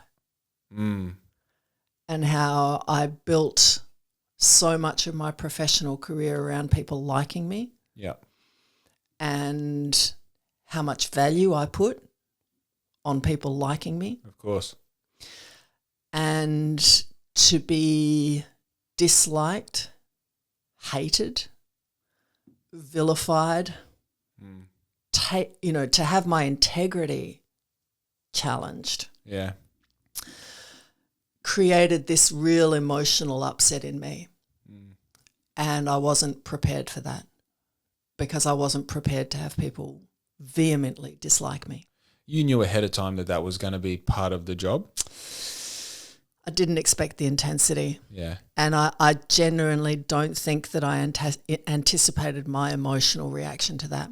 Rationally, sure, I know it's coming. Bring it. Yeah. But here, oh, man, it cut. And so it means that's been a big work in progress post. Yeah. To kind of come to grips with that and to do learnings around that. Yeah. And, you know, to kind of come back to that realization that you can't control what other people think about you. And that's really important to understand that. And I think if it happened, you know, now having been through it once, I can see that there would be pathways to push back. But there were so many times where I felt like I was on my knees in the grass that was up to here with a half-functioning sword. Yeah. and just this flock of crows, you know, wanting to peck out every single eye. You know, it's intense when it's happening to you. Yeah. Having any sort of clarity with a deadline and with like such fierce opposition from every angle must have been. And also I think, and this is something that, you know, I think there needs to be a bit of a mind shift. We got stuck in that mentality of when they go low, you go high. Don't fight back, don't push back. I wouldn't do that again. Because I think that if you have a bully and you continue to let the bully to hit you, the bully will keep hitting you. Yeah. Yeah. I mean, at what point does a running race turn into a fist fight? Yeah, and I'm not talking about necessarily stooping to their level, but turning it around and saying, you know, would you prefer to have someone who has worked in this community and built up your trust and who has looked after your loved ones and who you know that you can trust be your representative? Or would you like someone who likes to write tabloid headlines? See, that's like, I don't know how much of my pod you followed during polling, but I was like, who the fuck talks about the other person this much when they're running? Like, I get it. You know, you're trying to win the race and all the rest, but like, I want the person who stands up and says, like Jason, I'm the guy. I'm him. When you think of a mayor, it looks like me. Not someone who goes, well, I tell you who I wouldn't vote for is the dickhead. I wouldn't vote. Like, dude, whoa. The school bully should never be the head boy. That doesn't make sense. And that whole thing of like knowing this whole how much it costs to run these Facebook campaigns, I'm like, you guys are spending hundreds of thousands of dollars to make Sue look bad. Oh, absolutely. Why would you do that? If you have hundreds of thousands of dollars to spend and you have people who are professional media consultants, would you not sharpen your image? Would you not make better content? Would you not make spearheaded campaigns that are like, here is what we will do for you. Here's how your life is going to get better. The whole idea of that position is to be a spokesperson for the constituent, for the voter, and you're spending money on why someone shouldn't vote for that person. If they're that shit, they'll dig their own grave. Don't worry about them. Do not worry about them. So there's a twofold answer to that. The first is they didn't have any policies. So, you know, they'd been 3 years in opposition and they hadn't come up with anything functional. So they didn't have content that they could go to except to make promises, which we're now seeing, well, how much are you going to be able to achieve any of those promises? So there was that aspect of it that, you know, as a party, they hadn't done the work ahead of time. So they didn't have good content to put in front of people. The second thing is that they had seen how effective a negative smear, let's just put some little whispers of, what's the word I'm looking for? Question marks out there. And that was incredibly successful for them for the Yes campaign. Right. So they used exactly the same tactics again. Proven results. And they've won again. Yeah. So, you know, for them, they think that that's the way to do it. Yep. Is if we can't come up with anything useful, well, our best tactic is to attack our opponent. Yeah. And for the person who was successful, well, they're now sitting there going, look, it won. I won. Great. Yeah. We're back to defending bloody corflute signs, aren't we? Well, I mean, there is a standing committee on electoral matters, and we're preparing a submission to put in from all of the people that were associated with our campaign, and for me as an individual, what we saw happen and why what we saw happen matters. Because it actually means, you know, I'm a professional, wealthy, middle-class white woman who stepped up. Imagine if you were a person of colour, the shit that would go down. Yep. And so by allowing these tactics to happen in our electorate and by allowing these things to happen nationwide, because this happened nationwide, good people will walk away from our democracy. Yeah. And good people won't put their hand up. And that's what we have to protect. We have to protect people who genuinely want to be the person who puts themselves forward and goes, I'm your person. I'm the one who can do this job better than anybody else. Yeah. And they should be able to come from any part of our community. Yeah, yeah. And for sure, the more diverse the better, realistically, because you're getting a more accurate representation of the opinion of the people. Absolutely. But the current tactics of particularly the Liberal Party, imagine if you were that person of colour, would you put yourself forward? How could you? So I think we do need, again, it's that questioning our whole way of interacting and our whole social contract. Yeah. And you know, I'm kind of always interested because people say, oh, but Sue, you know, I don't think that smear campaign made any difference. Oh, dude, what? And I'm like, I can tell you in real life it made a difference. Yeah. So at the very least, how you respond personally to seeing your name slandered every angle you look, what sort of enthusiasm and motivation does it rob you of moving forward? Am I the person that do people believe all these questions that are now internally in your, you know, monologue? You're like, well, maybe he would do a better job than me. And you're not thinking that on purpose. You're thinking that because, I mean, the same way that I put out to the universe, I will win, is the same way they can put out to the universe, you will lose. You will not. You know? It's crazy. And like the crazy part about it is the universe does respond to that, and then the people who are not paying attention, categorized for the sake of the conversation right now, living those silent lives of desperation, they go with the flow. Oh, we're not meant to vote for Sue. Yeah, we'll vote for Ben. That's how it works. And at the time that they really ramped up all of that stuff, we didn't have capacity to ramp anymore. So we didn't have the YouTube ads in place. We didn't have capacity to purchase more TV ads. There was no capacity to put more flyers in people's letterboxes. So, you know, there's also this limit to the capacity of what the system will cope with. Yep. And because they're a big juggernaut doing it across 50 electorates or 100 electorates Australia-wide, they can buy up the TV, they can buy up the YouTube, they can buy up all of those ads for the last 4 weeks of a campaign. Yeah, and do it bloody 8 weeks ahead of time as well, and all the stuff. Yeah, it's really bizarre. It honestly was bizarre because I met you by chance in a car park, and I was like, "Hey, do you want to come on the pod?" And then, as it turns out, you just happened to be the most dangerous bloody competitor for the Liberal Party. And then, sort of tracking alongside, and then I got a bit more involved with your happenings closer to the date.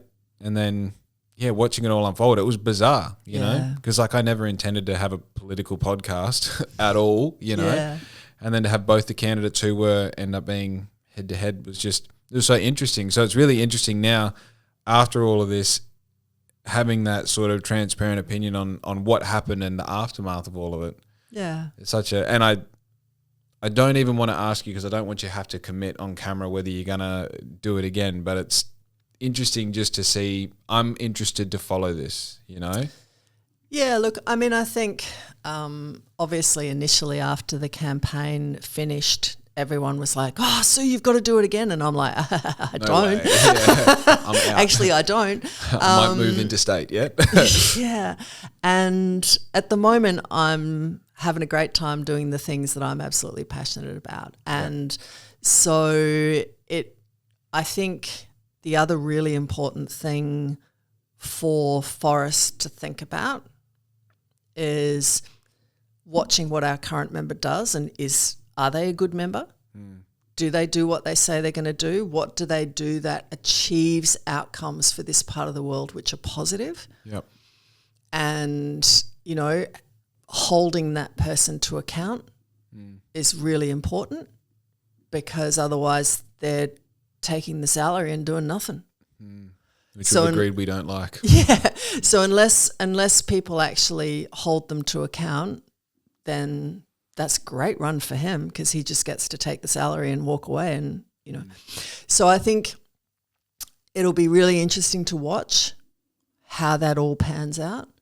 It'll be interesting to watch also how much Labor shoots themselves in the foot over the next 3 years. You know, they made promises to this electorate, and so why are we holding them to account for what they promised into this electorate? Because they're the ones in power. They're the ones with the purse strings. Yeah. So if you promise us an urgent mental health clinic in Eton in 3 years' time, if it isn't here, where are you? Yeah, yeah. You know, so I think that's a really important thing for the community to think about. I think it's important for the community to think, do they want change? Yeah. And not necessarily is Sue Chapman the best person to bring about that change. Yeah, well, the initial question is, do you like things the way they are? And if you do and you want it to stay, then who represents that? And if you don't and you want it to change, who represents that? And then backing that horse. Yeah.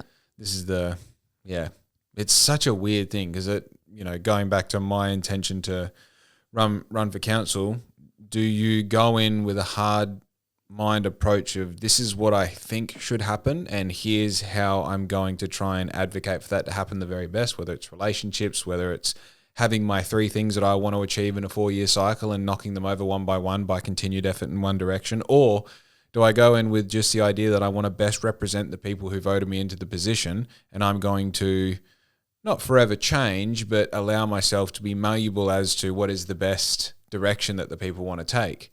And I think that both of them have an equal amount of pros and cons. I try and base my wants for the city off the conversations that I have as I grow. I don't want to just say, I'm a perfect representative of all the people I talk to, right? I want to say that I am pushing the things that make the most amount of sense with the information that I get in the order that I receive it from the people who also, I'm probably going to take someone who surfs their opinion a little bit more seriously about the artificial reef they want to build than the guy at Coles who heard his mate at work talk about it and why it's a bad idea. So being able to evaluate the seriousness of that opinion and being able to put it into the library of opinions that I'm now that I'm mixing up to create my own to try and make something happen. So it's such a, I guess it's hard to deliver the message to people like, do you want change? Do you want things to stay the same? And then how I'm going to best represent that change or staying the same. Does that make sense? Yeah, and I think the answer to what you do is you go in wanting to represent the community that you have established, accepting that you can't represent everybody. Yeah. And based on your conversations with that community that you have established, what are the 3 priorities? Yeah. And at least going in with something that you can say to people, look, I'm hearing this from lots of different parts of the world that I work in, that I live in. this seems to be really important. So let's see if we can get some movement in council towards getting an outcome that might change this. Yeah. Whatever this is. Yeah.